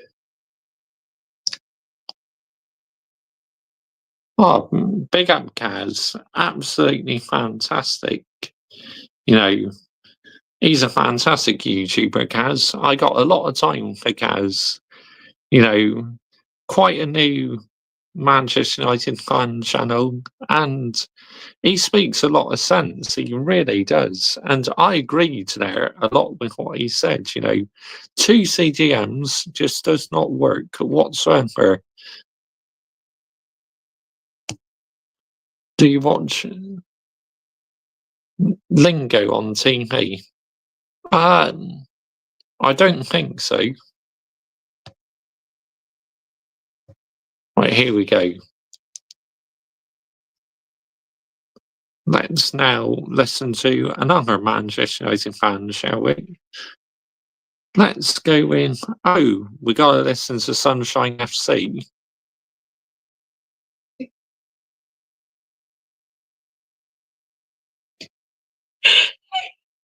You can't make this up. Manchester United 2, Leicester City 1. Let's talk about it. Y'all, when I tell you, I almost fell asleep.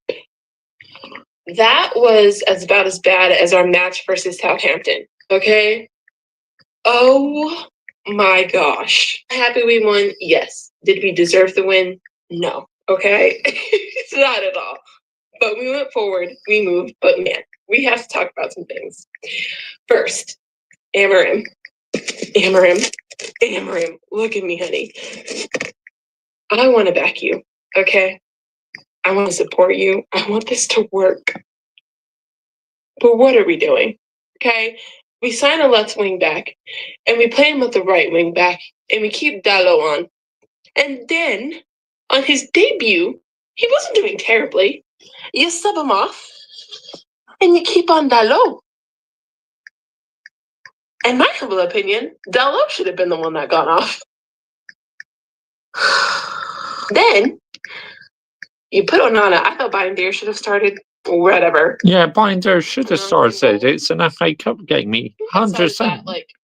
I agree with you, Sky. You should have started. See the lack of will, tenacity, want. Why didn't anybody want to attack? Why didn't anybody want to shoot? Why didn't anybody want to score? It's Leicester City. When we were at halftime, Long Island just shows the low standards from the public these days. Facts, Michael. In a competition cup match versus Leicester City, nobody wanted to try. Thankfully, Garnacho and Xerxes come on and try to do something. Now, Garnacho did have some moments where he missed some shots, and he should have made that pass off to Højlund. I get it. But at least he was trying to do something. And I have said, Garnacho's not my favorite player. He's not. But that guy is a great sub. He's a super sub. And I think wherever he goes, whether he stays here or not, he can thrive in that role. Because he comes on and he at least tries. Okay? He was trying to do something. Yeah, you can't question Garnacho's work rate, but he just needs to be less greedy on the ball at the end of the day. Xerxes was trying to do something. My word. That was... I was saying in the watch along, like, I have more fun watching Rivals than I do my own club. That felt like a chore. Even neutral matches, I find a lot more exciting to watch than Manchester United recently. Like, to the point where we scored and I felt nothing. I'm so happy we went through, but my goodness, that was ugly. Ugly. Capital U-G-L-Y, ugly. That was bad. Yeah, it was bad. Completely agree with you, Sky, Sunshine FC. Score in the second half, good play from Garnacho. Xerxes makes the finish. And then because there's no VAR, Harry Maguire was clearly offside and he scores right at the end. The most clearest offside you'll ever see. I mean, surely you have to question the assistant or the linesman. I mean, not doing their job properly. Only Harry Maguire would do. I am so glad that we are not watching Extra Time right now. I was praying that we did not have to go to Extra Time because I don't. Well, VAR was in operation. Literally, we would still be playing gone 10 o'clock. That, and I didn't want to go to PKs versus Leicester City. That's embarrassing. I am embarrassed. That would have been embarrassing going to a penalty shootout against Leicester City. Honestly, nowhere near good enough. Okay. I just, I need these players to lock in every match. I am so tired of this emotional on and off. You play versus Liverpool, you're off versus Southampton. You play versus Arsenal, you're off versus Crystal Palace. I'm tired of this. Get it together. Be consistent. Like, I don't understand why we cannot be consistent. That was so bad. And I'm not trying to be too critical. We did win, but come on, you guys. So Be critical, because you can still call out the team when they win, draw, or lose. Vent as much as you like at Sunshine FC. they got me sitting on the floor. They got me sitting on the floor, y'all. Anyway, we move right into the next round of the FA Cup, but my goodness gracious, that was something. What did y'all think? Let me know in the comments. Bruh. Mm-mm-mm. Wow, she is very fed up. And I don't blame her, because we are so boring to watch at times, honestly. We're not exciting whatsoever. Michael, are you going to do what's on for the Chelsea game? Manchester United need to big wake up and they get humbled again this season. Can you go on side TV again? Yeah, all right. Let's listen to what he has to say. Yep. Side TV. Here we go. We scammed a win. Now that title, I would agree with. That's not a clickbait title. That's facts. He's put in the thumbnail Maguire dagger, so it's partly factual information, but Maguire dagger is a bit clickbait because it's not really a dagger. It's offside, is it?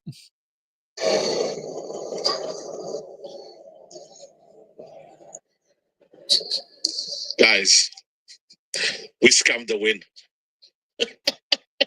Thank you, VAR. Okay, maybe not laugh about it because, I'm definitely not laughing about it because, they definitely got robbed there in the Foxes. Thank you, VAR. Leicester fans, I feel sorry for you. You probably deserved. Oh, so he did say sorry to Leicester fans. I'll take that back. I'll take that back. At least extra time. We have scammed a win. Yeah? Night robbery. Yeah? Harry Maguire dagger. We were awful today. Absolutely awful.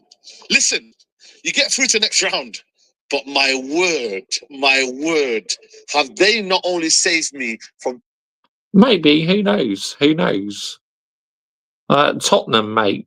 We got Tottenham. I mean, I do not want another defeat because they've already beat us twice this season. 30 more minutes of absolute garbage, yeah, so I can go home. My hands, yeah, they're numb, they're cold. I swear, Darby, I barely got off my seat, yeah?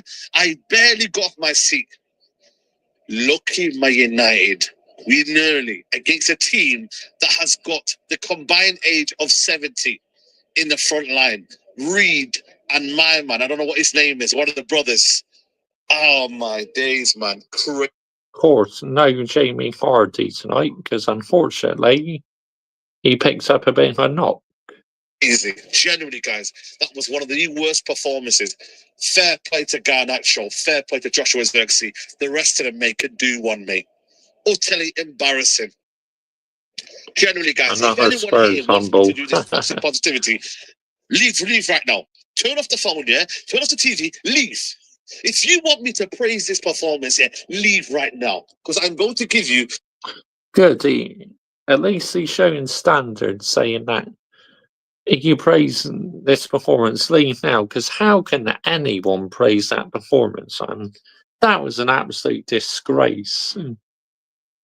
the realist opinion. Manchester United standard against a Leicester team, yeah? A Leicester team for the majority of the game, yeah, that was bopping it around us. Embarrassing, bro.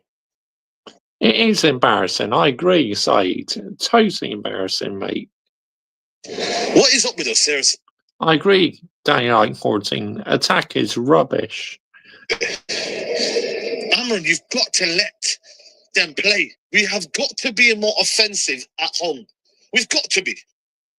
We can all smile, we're through to the next round, cool.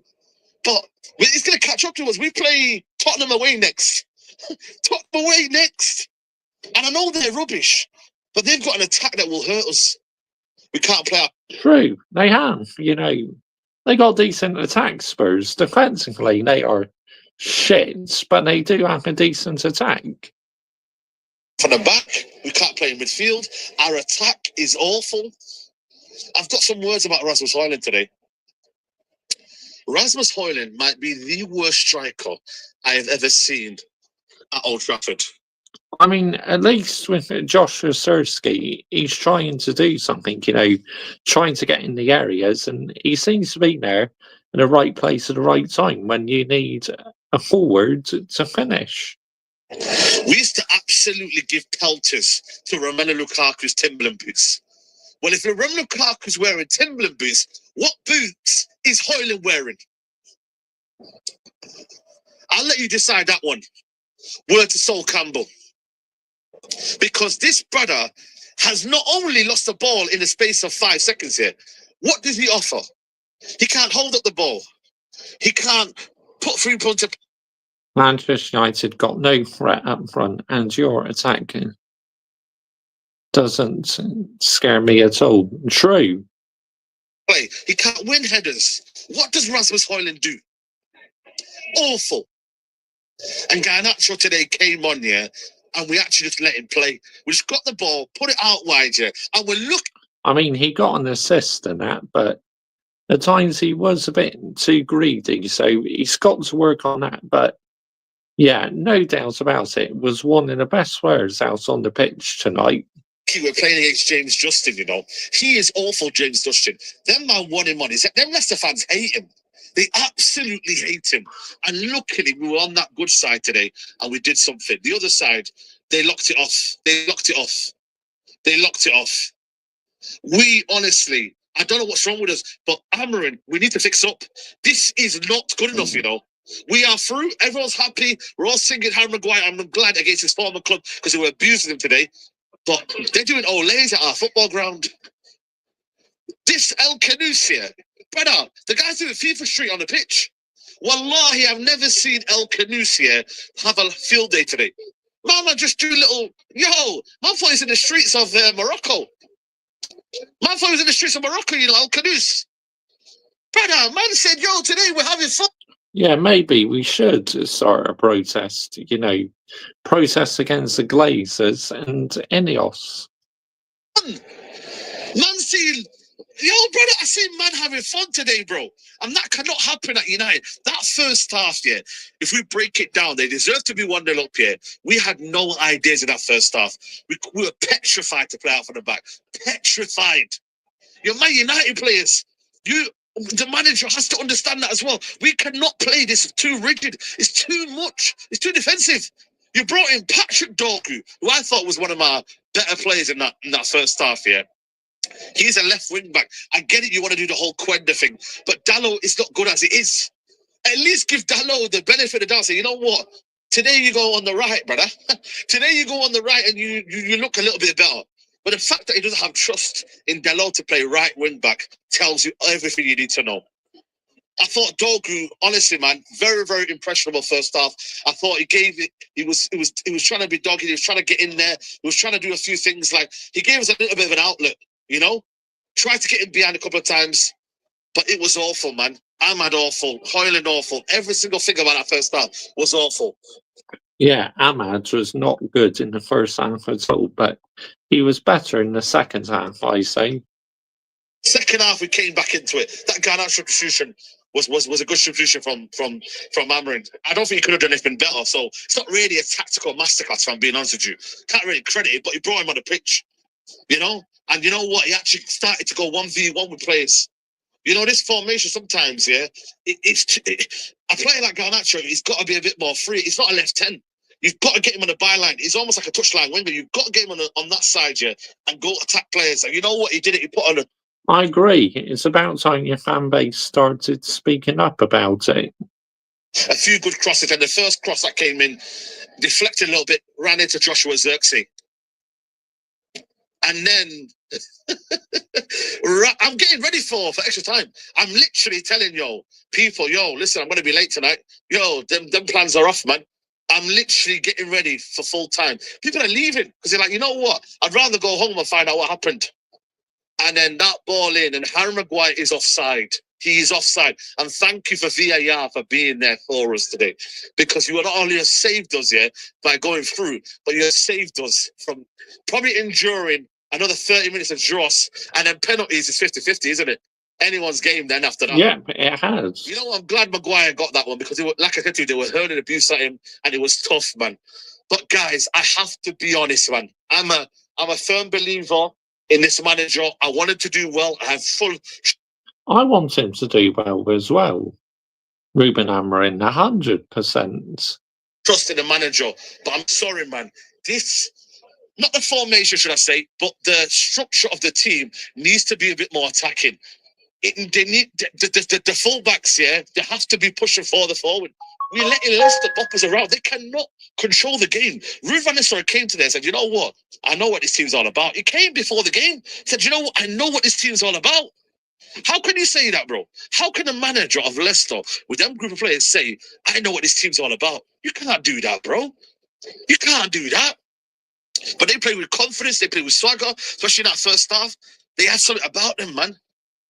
It was only a given time that they would get tired and that United would grow into the game eventually. But that, for me, cannot be the standards of Man United. For us to be like, you know what, at the end, we'll find a way by something, somehow. Because a better football team, Crystal Palace, Brighton, all these teams that have come here at Old Trafford will figure us out, man.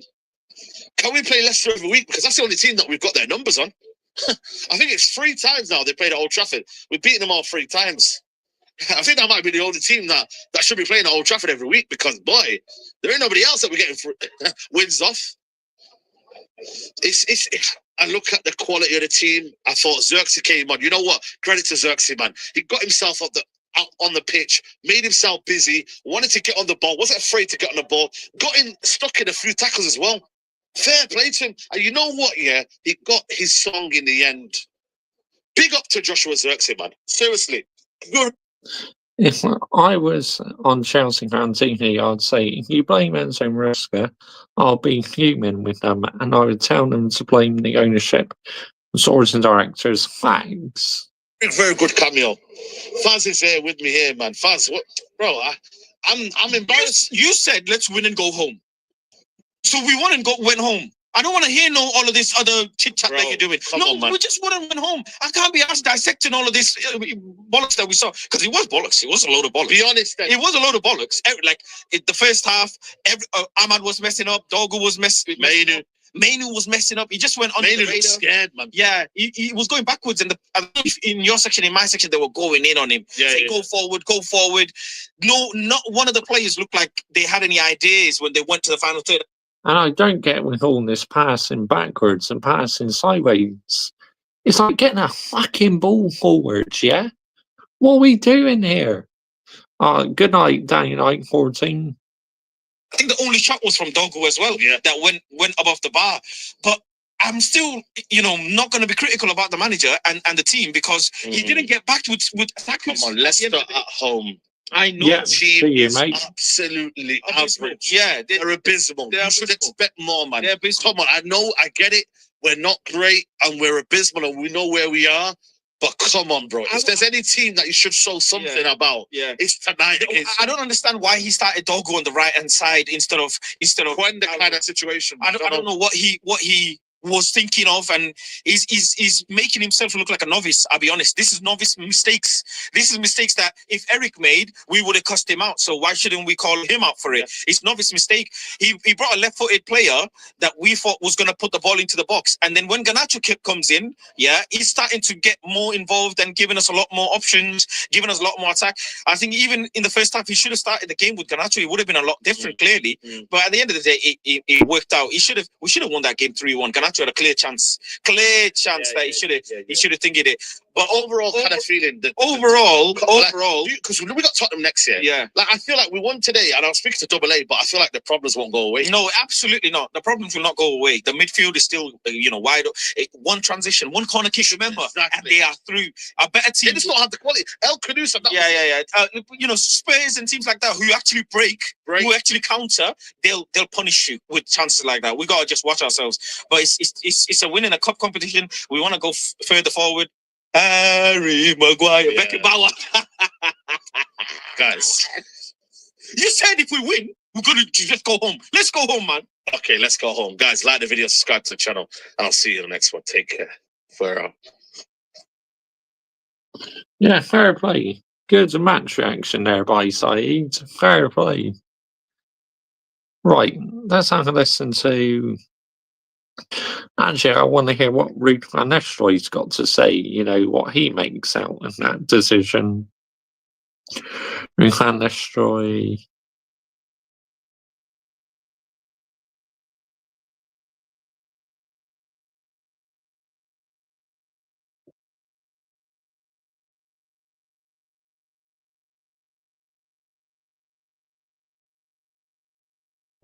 If I can type.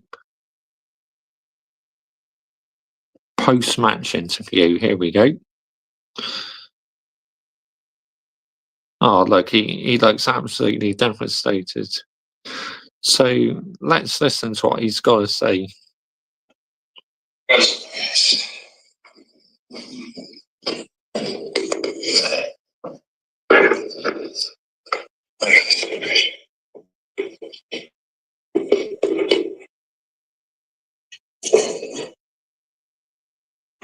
We start with the last minute, the award of the free kick, and Maguire speak would come from an offside position. And do you feel what was your view on that? Yeah, it's a hard one to take because the game was decided on a mistake. It was clear.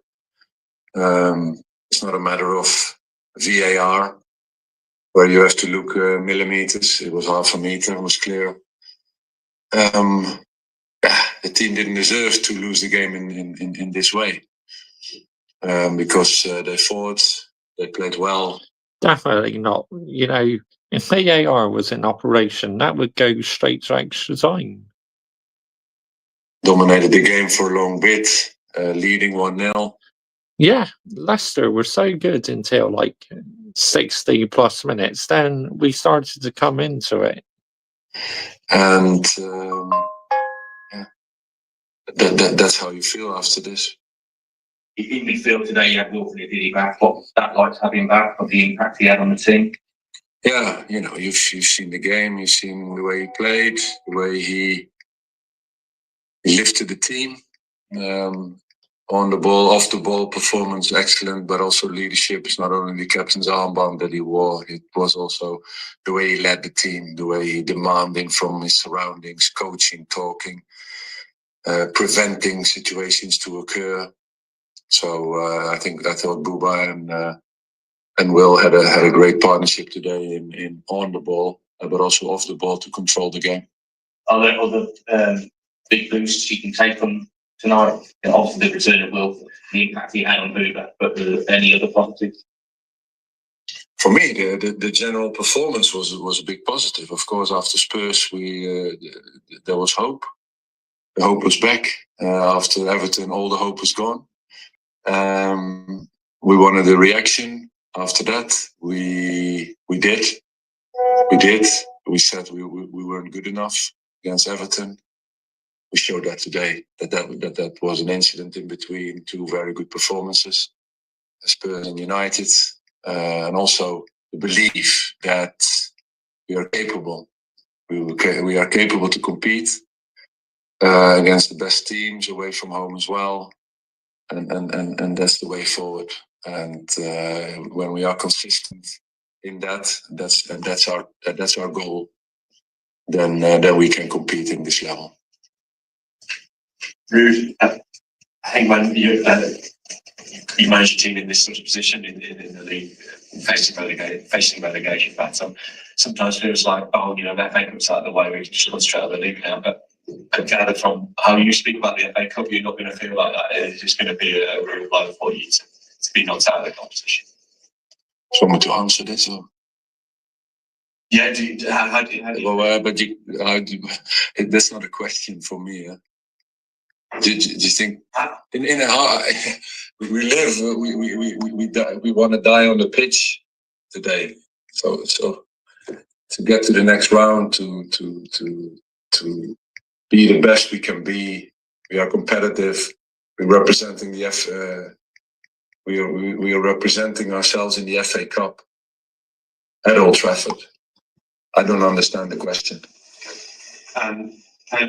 His first start under you, how did you feel he got? Excellent. And the partnership with Wout as well. I thought the team defended as a unit, and all the individual parts in how we wanted to press and how we wanted to defend certain phases was excellent in teamwork, in intensity, and holding United far from our own box for a long period in the game. Of course, you know, with their quality that they're going to create something, but also lower, we defended really well, and the back line and the centre backs were important in that. Really, do you have an explanation from the officials over the decisions? Of course, they won't give him an explanation.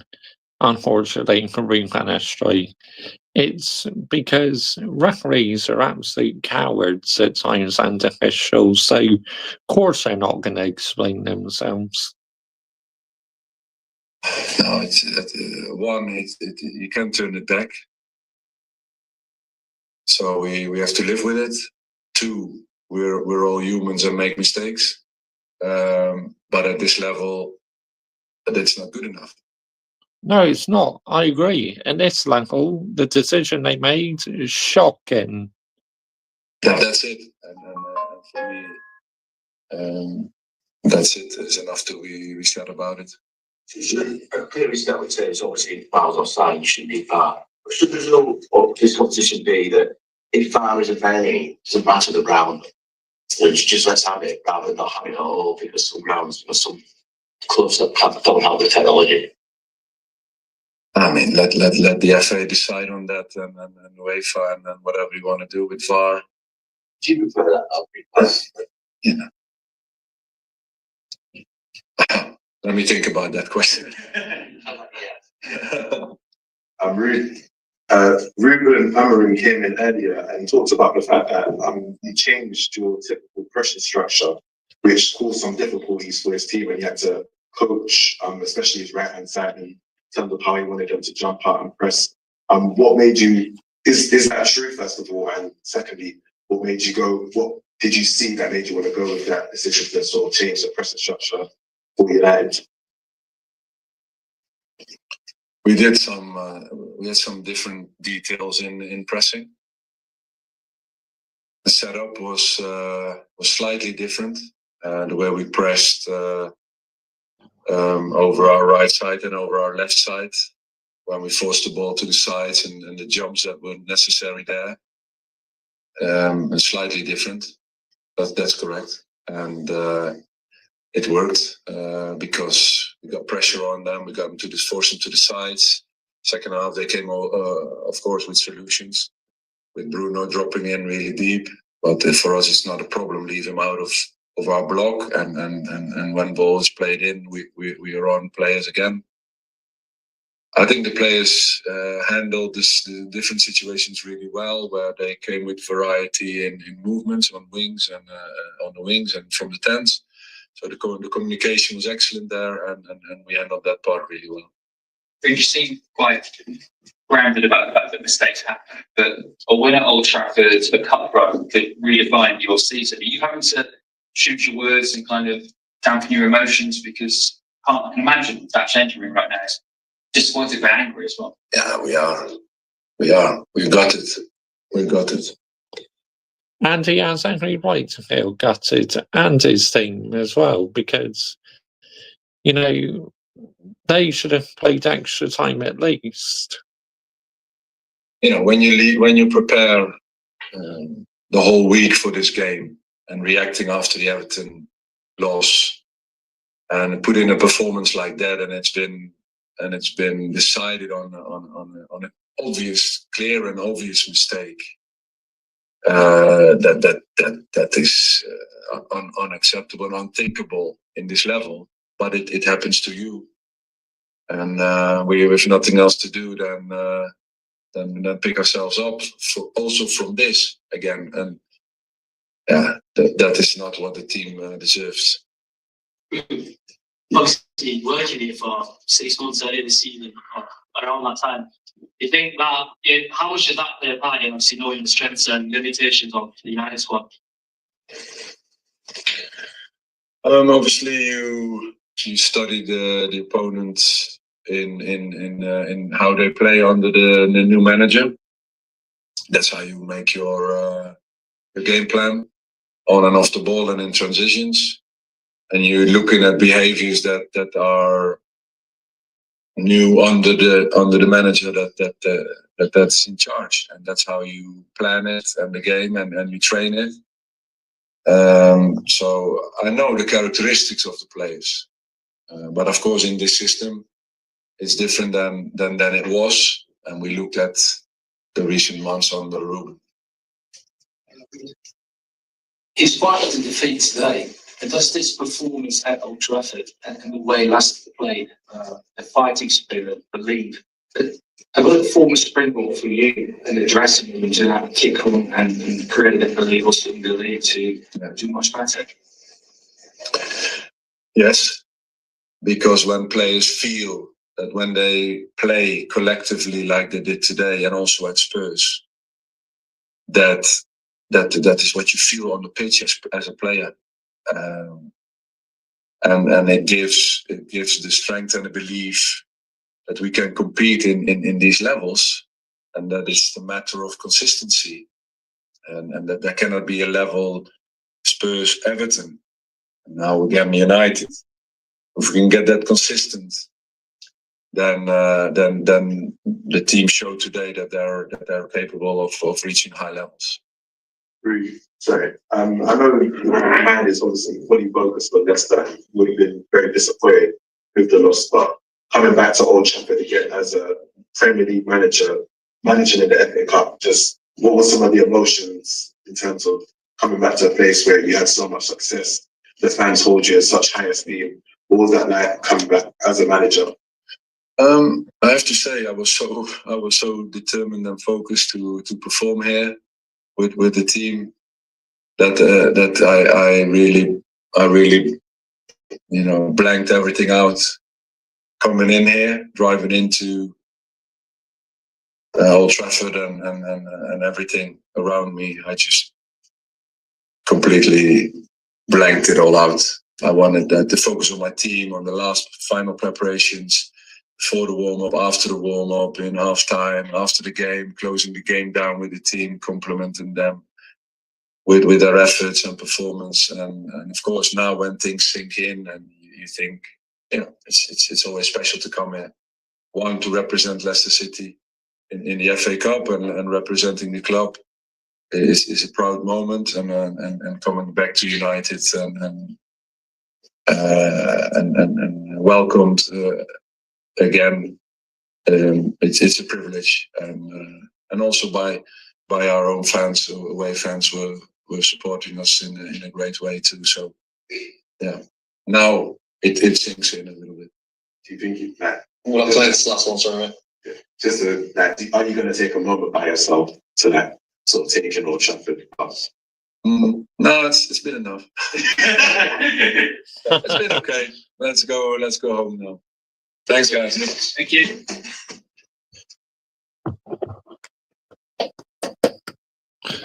Answers the media so well. That's what I liked when he was caretaker manager as well. Just answers the media. Absolutely superb. Right, let's listen to what Ruben Amorim's got to say. Then I'll wrap this up and probably redirect to Lee Reacts, Lee Gunner, because he's currently doing a live watch along, I think.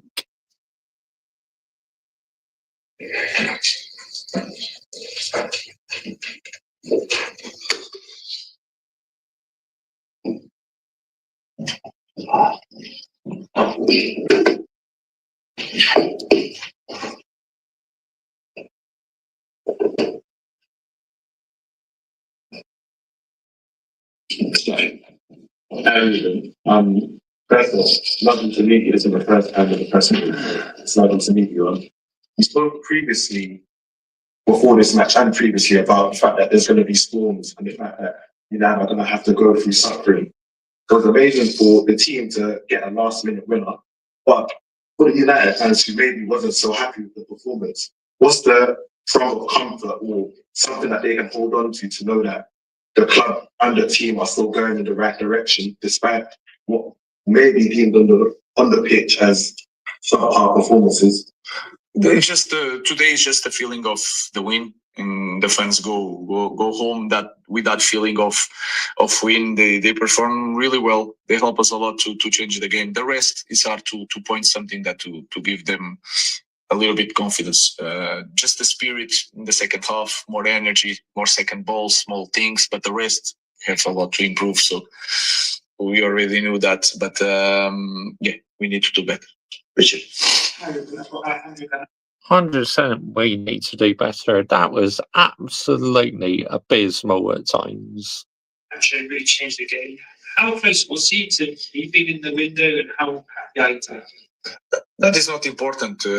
We want players like Garnacho, who is really important. He changed the game today, run with the runs behind. Of course, you can feel it that the opponent was getting tired, just with a lot of difficulties, not in the first half, but in the second half to stop Garnacho in the 1-against-1. So we are very happy with him, and I think he helped a lot to change the game today. Richard. Hi, Ruben.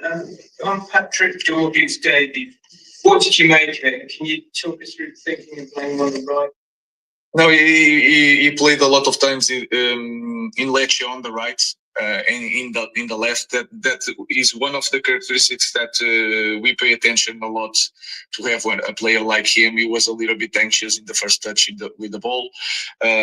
He's a different league for him, different speed of the game, but he did well. He has pace, he has strength. He's going to improve a lot, and we as a team we need to play better to help these new guys to perform at the right level. But the position, and you can see in Y Scouts that he played in both sides. So, Rasmus seemed quite frustrated at various times today. Y Scouts, I think that's a little bit, probably a bit of PR in there, I think. Not getting passes and not getting service, and I think you and Rasmus had obviously quite an animated conversation at one point in the second half. Where is that frustration in him coming from? Is it just the fact that the team clearly struggling to get involved in the game? I think it's a good thing. I will not say one word bad about this type of behavior. He needs to understand that sometimes he has to do a job without touching the ball.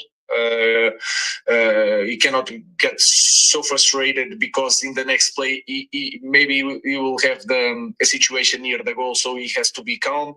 But is it character? And if you know so many players from that kind of character that he has from that country, they always want more. They want to score. They feel the critics, so it's a good thing. But he will improve. And a striker needs a very good team to deliver very good balls for him, and we are not helping our strikers at all. Maybe you need to change the style of play, because clearly this system you're trying to play with these current players is just not working. A couple of months ago, you were so happy with Alejandro. He dropped him the derby along with Marcus. How impressed did you be with how he responded to that, and what did he do to win you over? It just is not.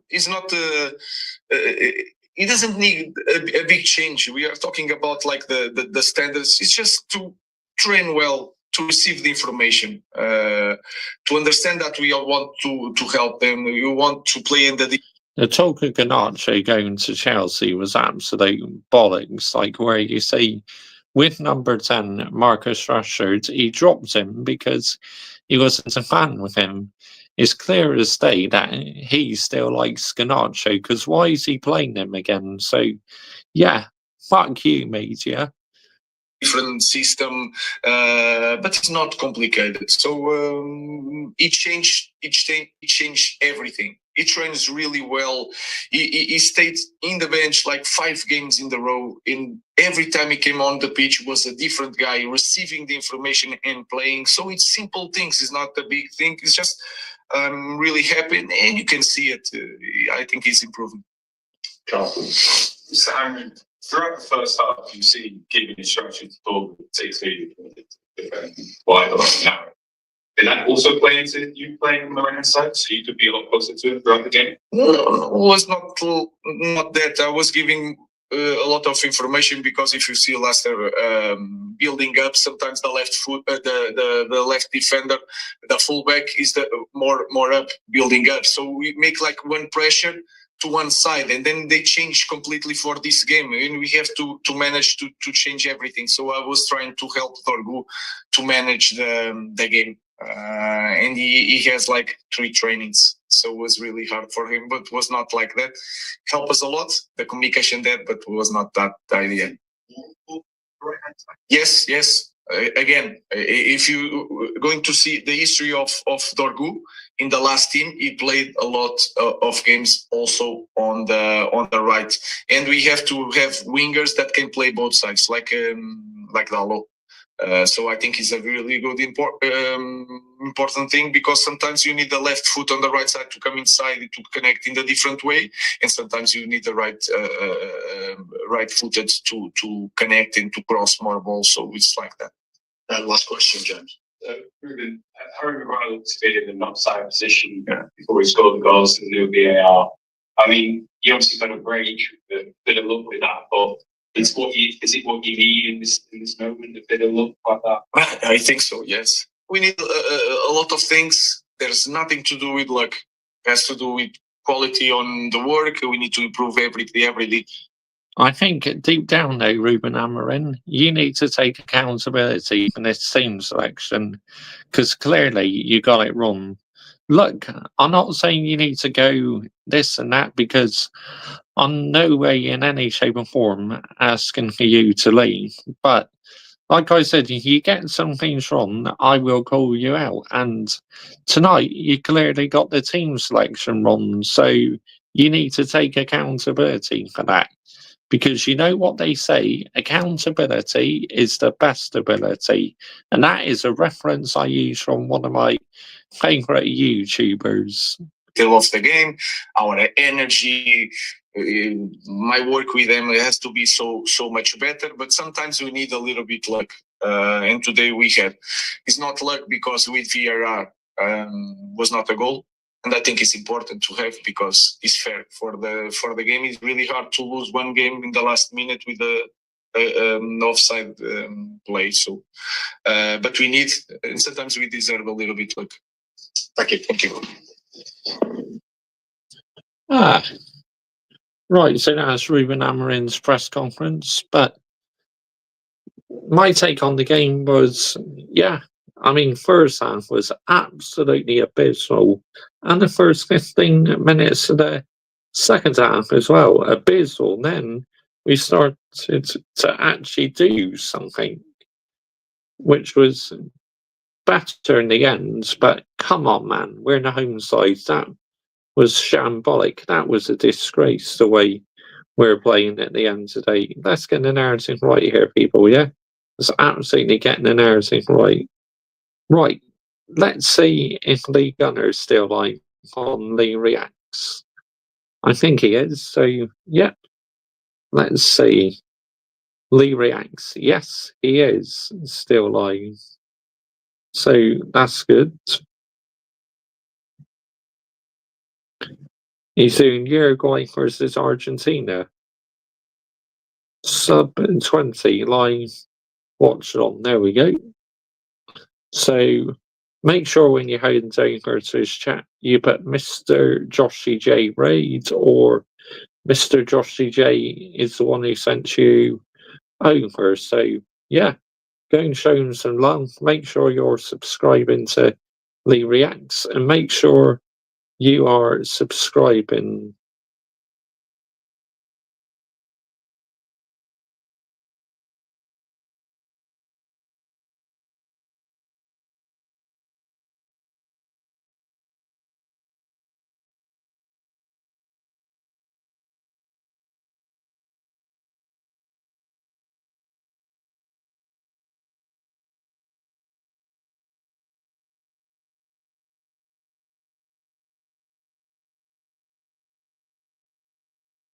Right, so make sure you put Mr. Joshy J Raid, and make sure you subscribe to him on Lee Reacts, and subscribe to his main channel as well, Lee Gunner. But anyway, thank you all so much for watching. It's been a fun 2 hours or so. Thank you very much for your time. Good night.